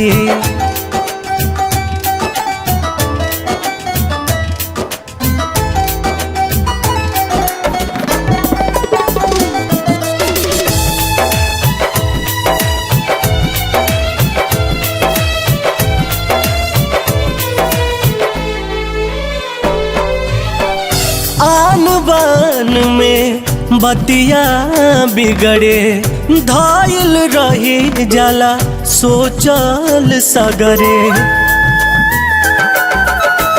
आन बान में बतिया बिगड़े, धायल रही जाला सोचल सगरे। देर बहुत हो जाला जब ले हो, देर बहुत हो जाला जब ले आवे समझ के बारी। आए हाय रे दुनियादारी, आए हाय रे दुनियादारी, आए हाय रे दुनियादारी, आए हाय रे दुनियादारी।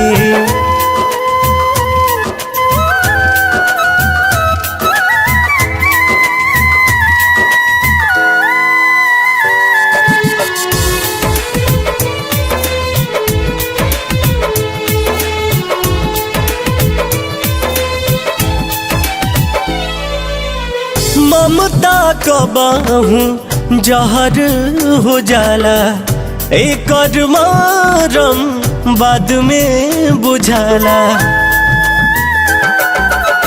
ममता कबाहूँ जहर हो जाला, एक मारम बाद में बुझाला। ओकर काम बनेला जे हो,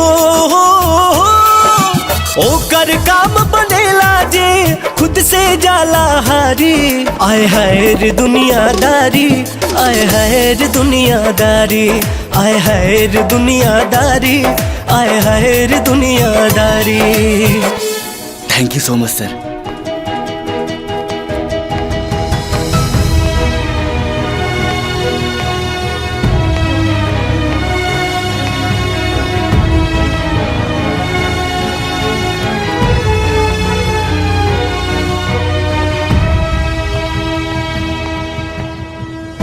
ले बेटा मिठाई खो।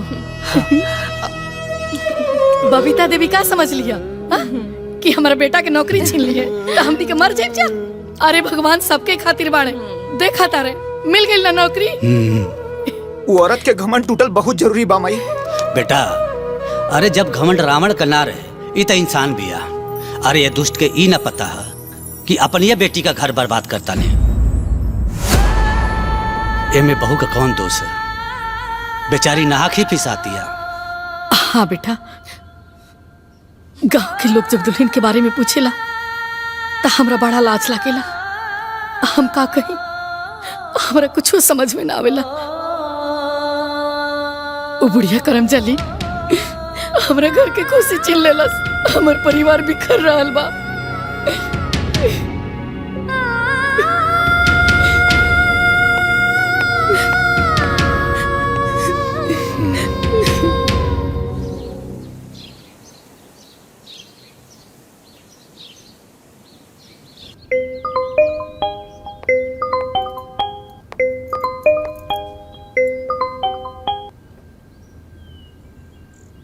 हेलो गीता। हाँ बोली। माई तोहरा के बहुत याद करत आड़ी। अच्छा, और अब हमरा के जॉब भी मिल गई। जॉब भी मिल गई मतलब? अरे तोहार माता जी हमके जॉब से निकाल देले रहली। मम्मी रहुआ के जॉब से निकलवा देले रहनी मतलब? अच्छा वो सब छोड़ा, अब तू घरे आ जा। सब तोहरा के बहुत याद करता रहे, साथे साथ हम याद करता नहीं।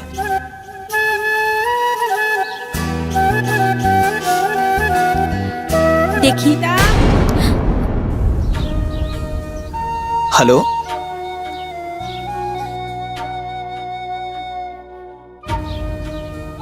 हमरे बात का उनकर ऊपर कोनो फर्क ना पड़ल। बिना जवाब के फोन काट देली।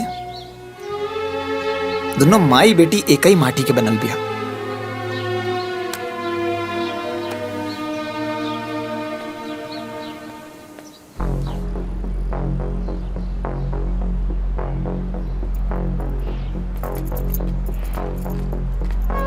बिटिया तू यहाँ बैठल हो,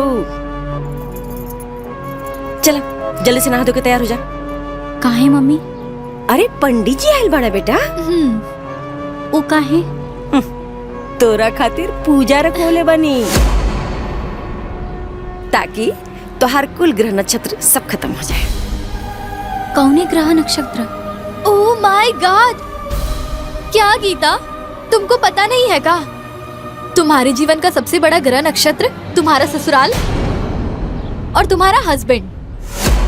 तुमको पता है गीता, मम्मी तुम्हारी चिंता में रात रात भर नहीं सोती थी। चलो जल्दी से तैयार हो जाओ। गीता, अरे तैयार हो खबू। आओ चल चल चल चला।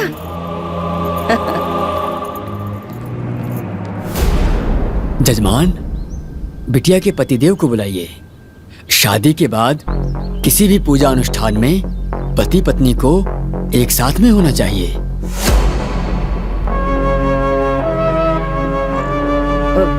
ये कहाँ लिखल बा पंडित जी? ये सब खाली दिखावा। पूजा करें। ये क्या बात कर रही माता जी? विवाह में जो 7 वचन दिया जाता है उसमें से एक वचन ये भी होता है। ओह माय गॉड! का पंडित जी, हम तो कितना बार अपना हस्बैंड के बिना ही पूजा किए हैं। काजी? हाँ जी, सही बात पंडित जी। करने के लिए लोग तो करते हैं, लेकिन मैंने तो शास्त्रों की बात बताई है। महाराज, ये बात ये लोगों के समझ में ना आई।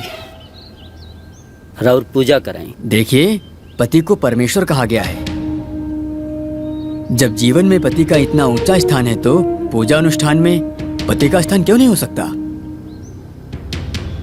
आजकल आधुनिकता और क्षणिक स्वार्थ के लिए इन रिश्तों का महत्व ही खत्म हो गया है। अगर पति का महत्व नहीं है तो सावित्री यमराज से क्यों लड़ गई? अगर पति का महत्व नहीं है तो सीता जी राम जी के साथ वन में क्यों चली गई? अरे महाराज, हमरे हुआ के यहाँ पूजा करे के बोले बानी की प्रवचन देवे खातिर पूजा कराई कि हम दूसरे पंडित बुलाई? देखिए, होने के लिए तो सब होता है, लेकिन एक ब्राह्मण होने के नाते उचित परामर्श देना मेरा फर्ज था।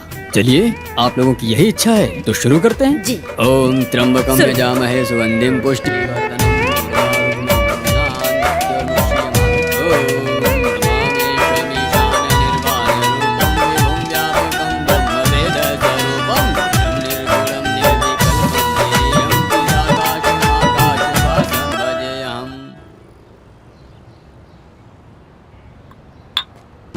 Happy anniversary sweetheart. Oh my God, मुझे तो याद ही नहीं था कि आज मेरी एनिवर्सरी है। बधाई हो बिटिया। Thank you. क्या माँ, तुम भी याद नहीं दिलाई? का याद दिलाई बिटिया, हमार तो खुद दिमाग हैंग करता। थैंक यू सो मच छोटन जी, आज आपने मेरा इतना इम्पोर्टेंट दिन याद दिलवाया। Most welcome sweet heart. इसीलिए हस्बैंड होता है।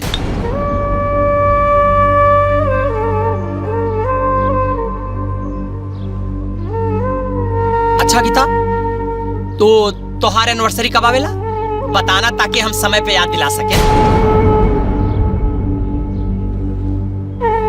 ओह माय गॉड, आप कैसी बात कर रहे हैं छोटन जी? गीता कैसे एनिवर्सरी मनाएगी? इसका तो इसके पति के साथ लफड़ा चल रहा है ना। तो इसका मतलब साढ़ू भाई होली में नहीं क्या पहना?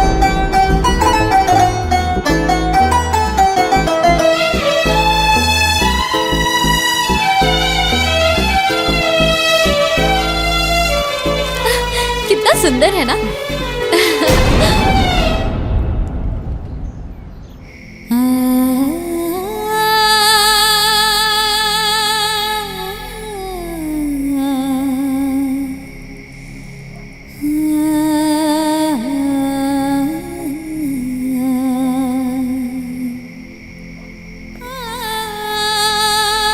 गीता, गीता, हम तुझसे कुछ बात करे चाहता नहीं बिटिया। देखा बिटिया, तू एक मूर्ख औरत के फेर में पड़ के अपन जीवन खराब मत करा। कैसे कि शादी के बाद बेटी के घर मायका ना ससुराल होला। तोहार माई जवन अपना पति के वैल्यू ना कर सकली, वो तोहार पति के वैल्यू कबो ना कर सकेली। अब अनीता तो बेवकूफ ही है। तू बेवकूफी मत करा बेटा। शादी दो संस्कार, दो परिवारन का बंधन होला। दो परिवार के सहयोग से निभावल जाला। तोहर पति, तोहर ससुराल ही तोहर सब कुछ है बेटी। बात के समझे की कोशिश करा। हम तोहर बाप हई। हमरो तोहरा से बहुत प्यार बा बेटा। तोहरा खुशी के परवाह बा हमें। जीवन के चिंता बा। तू अपन बुद्धि विवेक से सोचा। बस हमारी यह सलाह बा। ऐसे ही केहू से जुड़े ना। हौसला रख बेटा, हौसला रख। कुछ लिख ले बड़े हौसला रख। बिना रे पिया के सब शोभे न सिंगारवा। जाए दे हमरा के सजना दुअरवा। गीता बिटिया, यहाँ का कर तू बैठ के अकेले? कुछ ना मम्मी। चला खाना खा ला। चला आजा।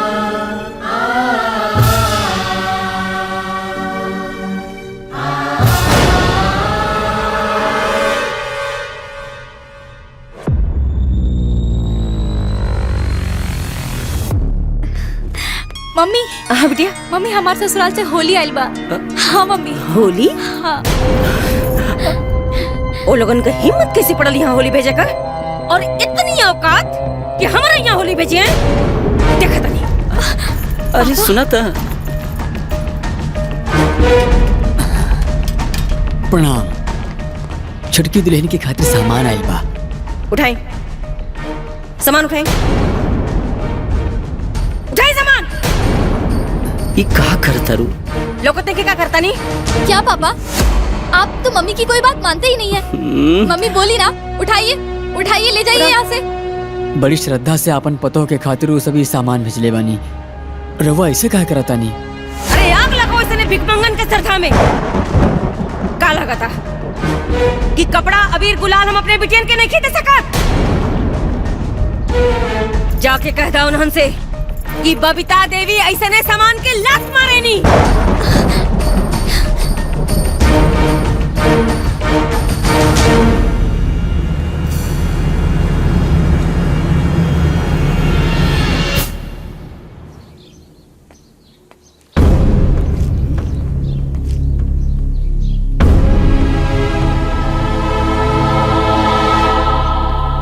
आखिर वो अपने के समझत का बाड़ी हैं? न उनके लगे हमन का इज्जत, न हमन के श्रद्धा का इज्जत, न मेरे लड़का का वैल्यू। रागनी, हाँ बाबूजी। राजू के फोन लगाओ। अब बात कपार से ऊपर चढ़ गई है। हमनी के जितने इंसानियत दिखावता नहीं जा उतने कपार पर चढ़ जाती है। लगाओ फोन। अरे रुको, देखी बात के जितना खींचब बात बढ़ेला घटेला ना। अरे माई केहू कितना बर्दाश्त करी, वो लोग हर बात पे नीचे दिखावता रे, ऐसा थोड़ी ना होला। चुप, ज्यादा आवेश में ना विवेक खत्म हो जाला। लेकिन हमन के इतना गिरल थोड़े बाड़ी सन कि हमन के साथ ऐसा बर्ताव। हे जी शांत हो जाई, अशांति से काम ली। साल भर पे होली आइल बा, पहले शांति से होली मना लेल जाओ, ओकरा बाद देखल जाई का करे के बा। चले।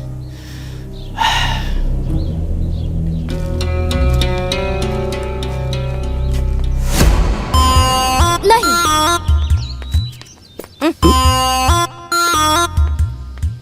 ओ माय गॉड, देखो ना मम्मी, बार बार छोटन जी कह रहे हैं कि आज होली है तो मेरे मम्मी पापा से आशीर्वाद ले लो, आशीर्वाद ले लो। कहे वो लोग भगवान हुआ का कि वो लोग का आशीर्वाद चाहिए का दामाद जी? ना ना सासू माँ, मने का हो गई बा हमरा दोनों दामादन के कि हर बात में माई, हर बात में बाप। कौनो जरूरत ना है के फोन करे का। जी ना सासू माँ। ओके। ए चाची, एगो जीजा जी तो यही जवानी, छटको जीजा जी के बुलाई रंग गुलाल खेले के बाद। कौन जीजा जी हो? जीजा जी गीता दी के हस्बैंड। माने उनकरा संगे गुलाल ना खेलबू तो तोहार होली पूरा ना होई। जा यहाँ से। होली खेला।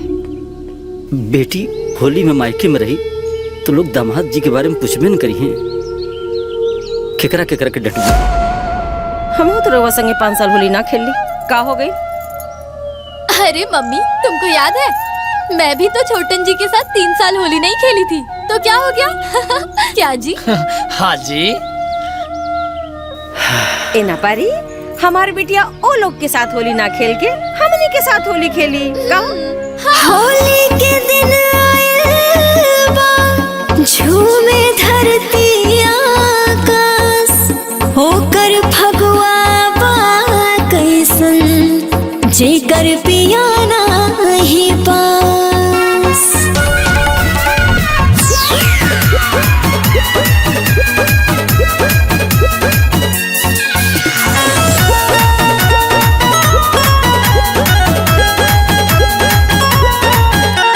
होलिया में छछा नता जियवा हो, पीवा पड़े नाही पंजरा,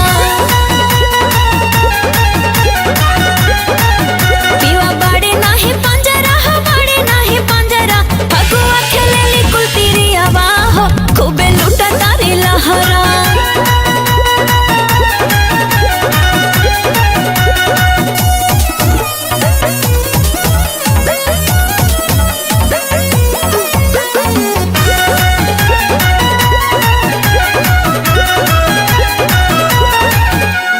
फर फर गुलाल उड़े, रंग लाले लाल उड़े, बाहे भागो ना हटाता जिया भरो छाल उड़े।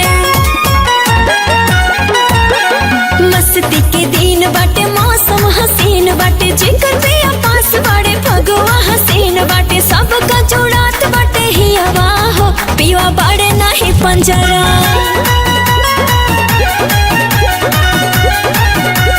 होलिया में छछा नता जियवा हो, पिया बाड़े नाही पंजरा।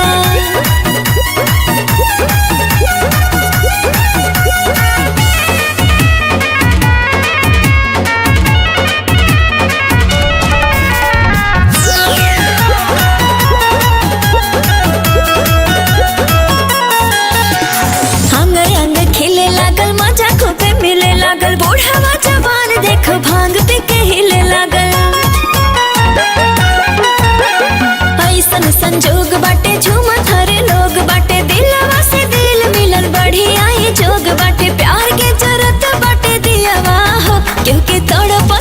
पियावा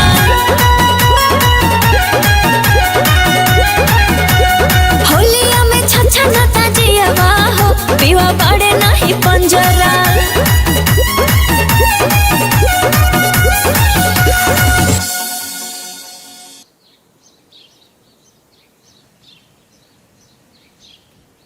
हाँ माई प्रणाम। खुश रहा बेटा। और होली ढंग से बीत गई? घर में ना बेटा ना पतो का होली ढंग से बीती। ए बेटा तारा आजकल दुल्हन से बात होता कि ना? ना माई, जब उनकर फोन नहीं खियावत तो हम काय करी? तोहार लोगन से बात होत हो का? ना बेटा। हमके तो समझ में ही नहीं खियावत कि ई झगड़ा का अंत कैसे हुई। हट पगला, ये कोनो झगड़ा थोड़ी है रे। इधर रगड़ा रगड़ते रगड़ाते खत्म हुई। इससे ज्यादा ना सोचेंगे।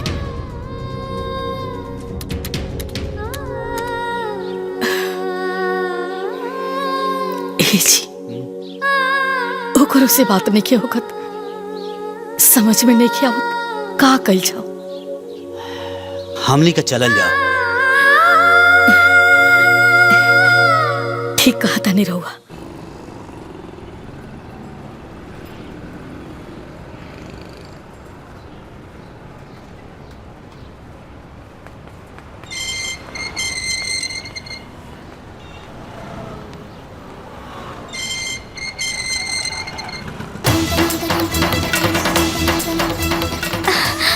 मम्मा जी, बाबूजी,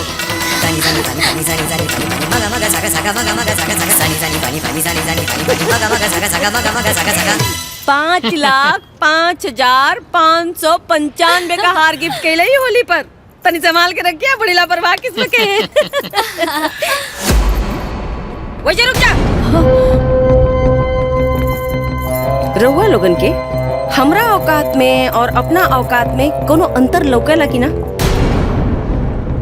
माने कि हम पागल रहनी है कि जौन रउआ के घरे में अपने बिटिया के बियाह के लिए बनी, या हमार मती मारल रहा कि जौन एगो बेरोजगार लड़का के उठा के अपन दामाद बना लेनी। ई सब हम अपने बिटिया के ऐश और आराम खातिर कैले रहनी है, रउआ लोगन के सुख और आराम खातिर नहीं भाई। ए सुना, सुनावा। बात आराम से भी तो हो सकेला ना। इस सब के लिए चला बैठावा, नाश्ता पानी करावा, फिर बात हुई ना। कि वो अपना रिश्तेदार से ऐसे व्यवहार करेला का? रिश्तेदार? कहाँ का रिश्तेदार? कैसा रिश्तेदार? हमरा के समधा समधी से कुछ लेना देना नहीं खे। हमरा के अपना बिटिया से लेना देना बा बस। देखिए समधी जी, ई कहा सुनी से ना रहुआ बेटी के जिंदगी बर्बाद हुई। जबले हम जिए तनी ना, हमरा बेटी के जिंदगी बर्बाद ना हुई। राउर बेटा के जिंदगी बर्बाद हुई। रउआ गलत सोचता नहीं। अच्छा तो सही कैसे सोचल जी, इहो बता दी ना कि एगो माई से बढ़ के बिटिया के हित खातिर, सुख खातिर के सोच सकेला? रुआ बताई।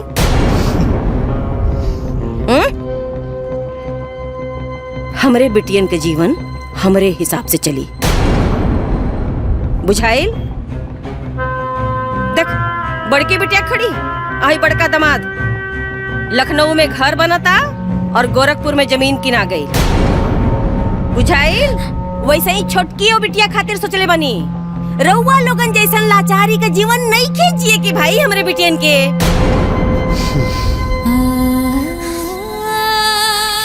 समझी जी, रहुआ बात समझे की कोशिश करी।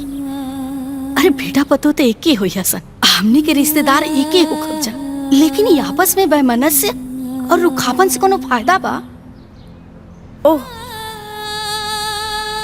मिस्टेक तो हो गई, हमरा से मिस्टेक हो गई कि तू लोगन के हम अपने रिश्तेदारन के लिस्ट में शामिल के देनी। मिस्टेक हो गई हमरा से। अपना बेटियन के सुख के खातिर हम कुछ भी कर सकता नहीं। जा लोग यहाँ से।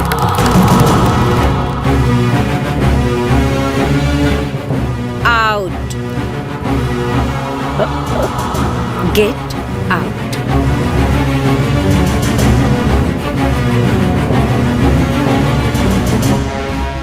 Get out, get out, get out. आन बान में बतिया बिगड़े भइल रोही जाला सोचल सगरे।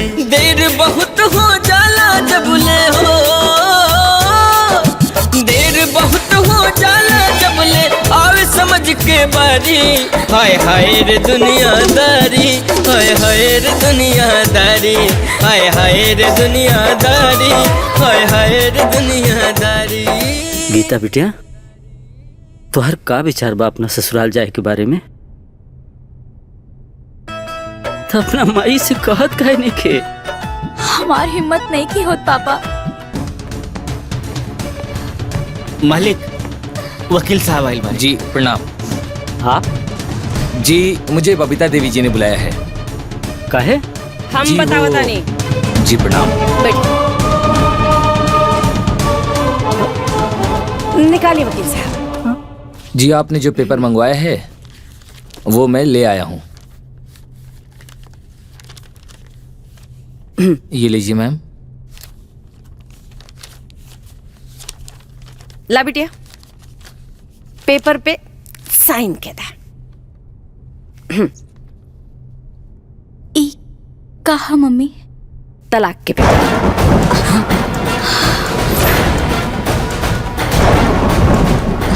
तलाक के पेपर? काहे? काहे से कि हमरा अपना बेटी के उस स्वार्थी परिवार से छुटकारा दिला के बढ़िया घरे घर बसावे के बा। साइन कर बिटिया। ना मम्मी। ओह माय गॉड! क्या गीता, मम्मी तुम्हारी भलाई के लिए ही बोल रही है। चलो साइन करो। गीता, हमारी बात ना मनबू? गीता साइन कर। ना मम्मी, ना। कबो कबो औलाद के दुश्मन होले बाप महतारी। हाय हाय रे दुनियादारी, हाय हाय रे दुनियादारी, हाय हाय रे दुनियादारी।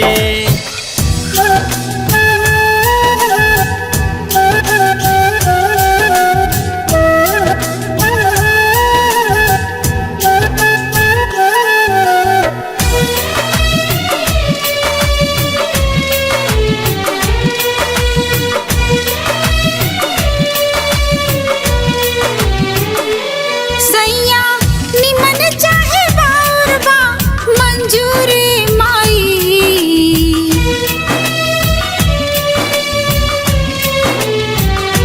सैया निमन चाहे बाउर बा मंजूरी माई। बाकी जाइब हम ससुरवा जरूरी माई। बाकी जाइब हम ससुरवा जरूरी माई।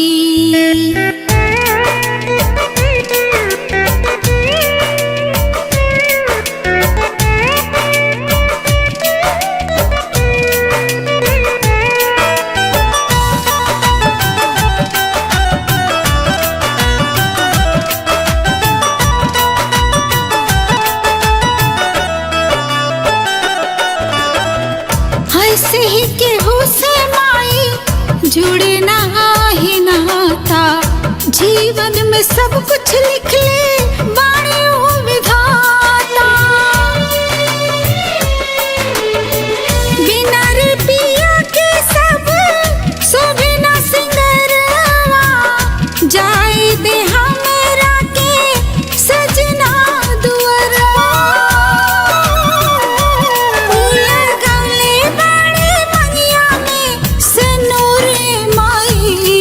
बाकी जाइब हम ससुरवा जरूरी माई। बाकी जाइब हम ससुरवा जरूरी माई।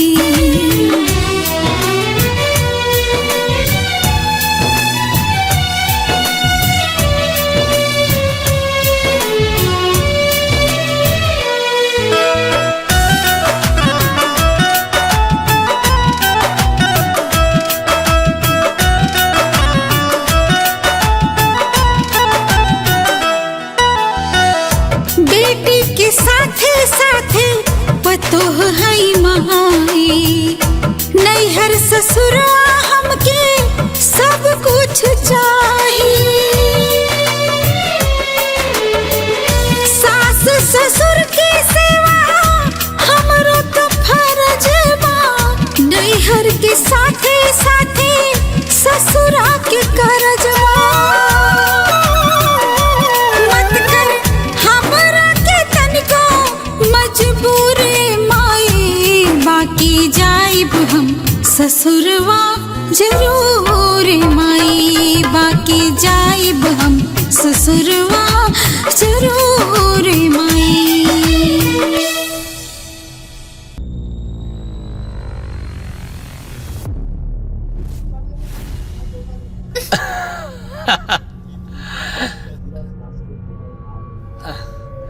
मम्मी ये चैनल चेंज करो ना। ली सासू माँ। अरे साइन कर। ये कहा? साइन कर। तलाक। हम तोरा के तलाक देता नहीं। क्या पापा आपका दिमाग खराब हो गया है क्या? मार दिमाग खराब हो गई बा। साइन कर। तोहर हिम्मत कैसे भइल हमरा से तलाक लेवे का? चुपचाप बैठ और साइन कर। अरे कर साइन। हलवा फैला की साइन के देई? दिमाग खराब भले राउर का? पगला गल बनी का? इतना आसान होला तलाक लेवन? अब ई सब पापा साइन करना तो मार के कपार फोड़ दे। ई सब का करतनी जी? कौना बात पे हमसे अब तलाक लेवल चाहतनी लोग? हमार कौन गलती बाटे? गलती पूछा तारू? हमरे दोनों बेटियन के जिंदगी बर्बाद करके तू पूछा तारू की गलती कहा? हम बेटियन की जिंदगी बर्बाद करनी? अरे हम बर्बाद करनी के उन्होंने जिंदगी आबाद करे के कोशिश करनी। ये हमके बहुत पहले कह देवे के चाहत रहे। हमें घर के मालिक हई और हम जौन चाहब तौने होखी। साइन कर। साइन कर। अरे बाकी ए उम्र में हम कहाँ जाइब जी? हम बताई तक कहाँ जी? साइन कर। साइन कर। साइन कर। साइन कर। साइन कर।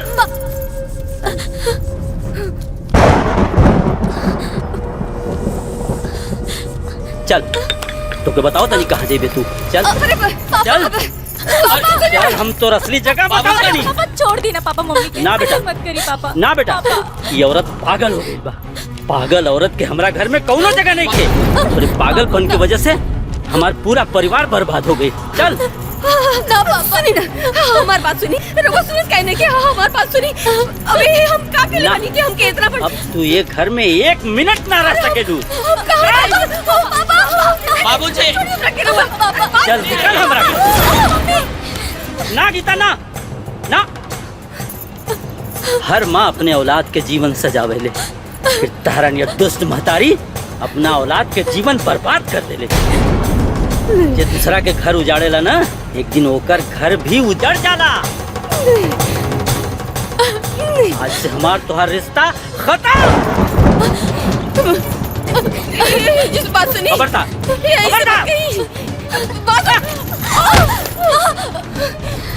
समाधि। आई बाबूजी।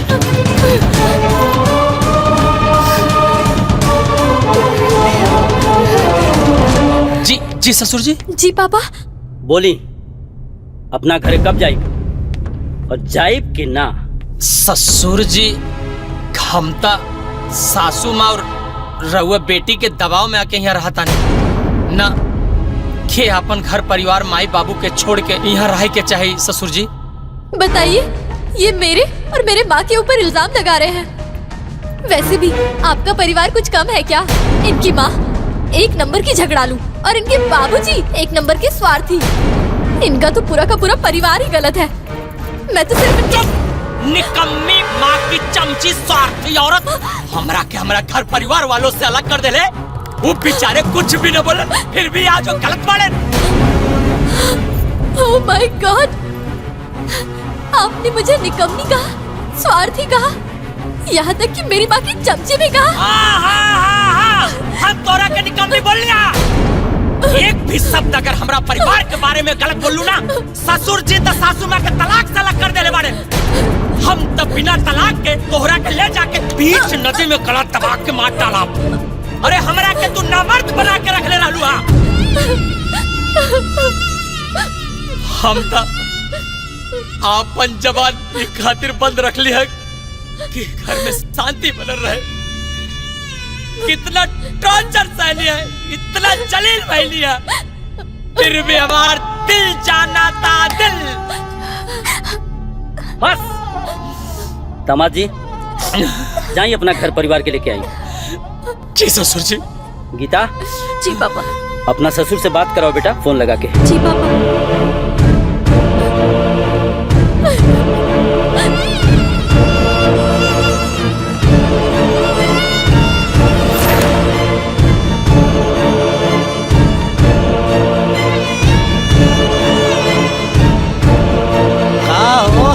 अभी कितना टाइम लगी?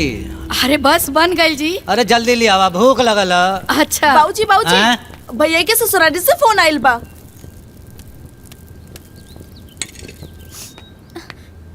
पापा ली बाबूजी।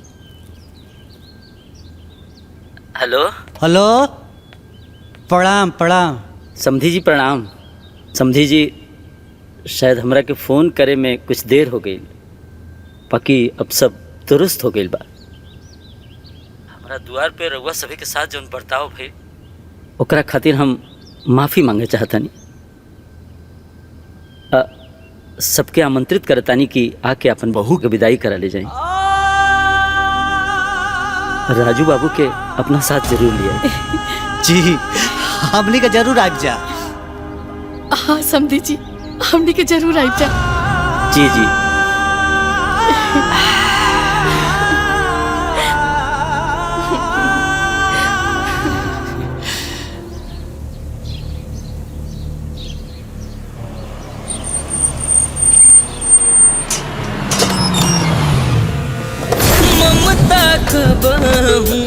जहर हो जाला एक मारम बाद में बुझाला।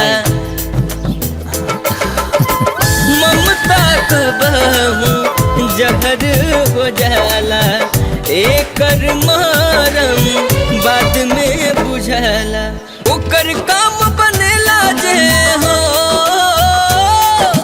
ओकर काम बनेला जे खुद से जाला हरी। हाय हाय रे दुनियादारी, हाय हाय रे दुनियादारी, हाय हाय रे दुनियादारी, अरे हाय हाय रे दुनियादारी। हमरा के लागत रहे कि हम जोन कुछ भी करता नहीं यही में हमरे बेटियन का भलाई बची।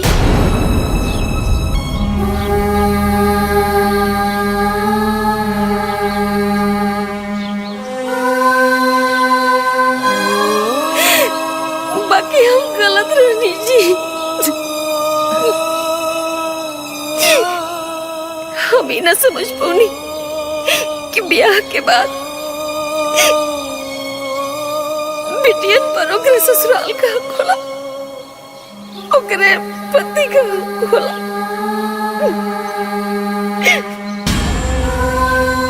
बहुत बड़ी गलती हो गई जी, बहुत बड़ी। ये को माइक आनर ममता समझ के माफ कर दे रहा समय, बस माफ कर दे।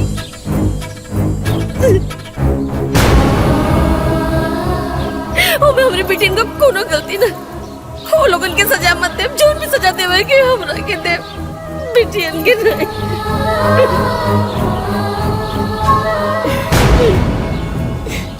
ना समझी जी, अरे तो रुआ हमनी के संबंधी बानी, रुआ हमनी के कोनो दुश्मन नहीं की कि रुआ की सजा देल जाओ। जवन रौरा अपना बेटी खातिर सोचनी वह तो हमनियों के अपना बेटा खातिर सोचनी। जवन कहनी वो अपना बेटी खातिर कहनी तो हमनियों के तो अपना बेटा खातिर कहनी सन।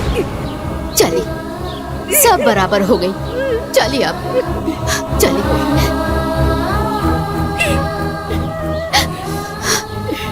आवाज चल, तू ना रहू तो ये लोगन के स्वागत सत्कार के करी,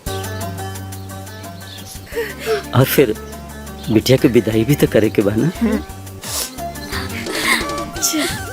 आवाज चल।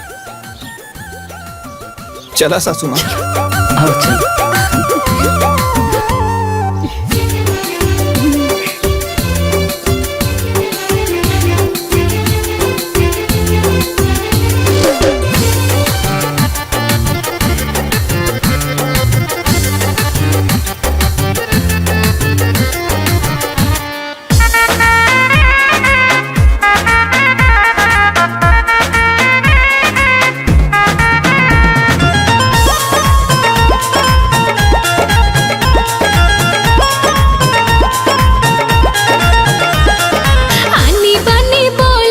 ससुरा के हाई है मोल, देखे में तो बड़ा सुहावन लागे लाई दूर के ढोल। आनी बानी बोल ठोल ससुरा के हाई है मोल, देखे में तो बड़ा सुहावन लागे लाई दूर के ढोल। कबो खट्टा मीठा कबो लागेला झरहार, कबो खट्टा मीठा कबो लागेला झरहार। ससुरार के दुलार जैसे आम के अचार, ससुरार के दुलार जैसे आम के अचार।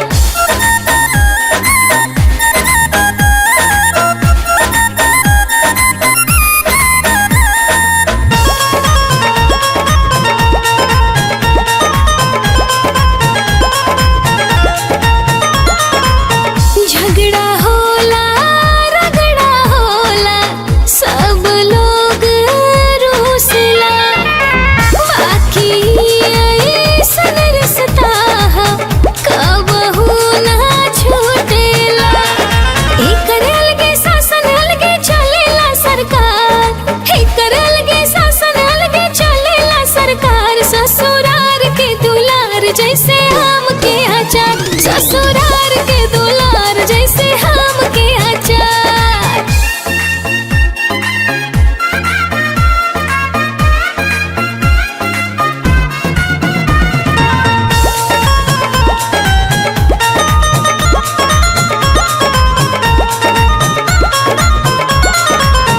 आज लेके हूँ ना समझली रिश्ता के गहराई, रहेला सबके साथे साथे बन के परछाई। ए रिश्ता में होला हर सवात के भरमार, ए रिश्ता में होला हर सवात के भरमार। ससुरार के दुलार जैसे आम के अचार, ससुरार के दुलार जैसे आम के अचार। ए बहनी लोग, बिटियन के ब्याह के बाद उनके शादीशुदा जीवन में दखल देवल ना अपने जीवन का सबसे बड़का गलती बा। हम तो ये गलती कइये देहनी, रहुआ सभे मत करो, बहुत दुर्गति होला जी। यानी अंत भला ते सब भला। ससुराल के दुलार जैसे आम के अचार।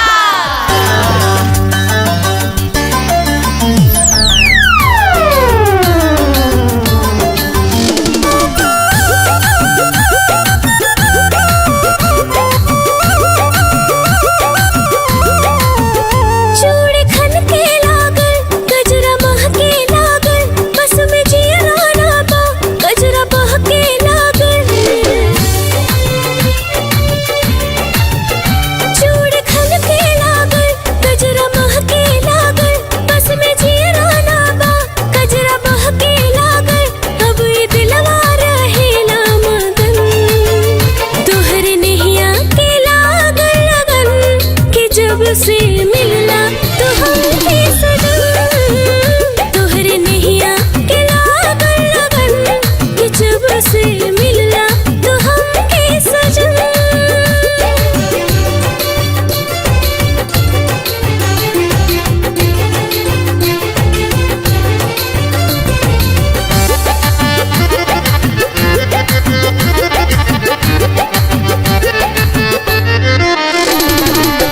कैसन जादू कैलू गुजरिया, हर घड़ी खोजल तो के नजरिया।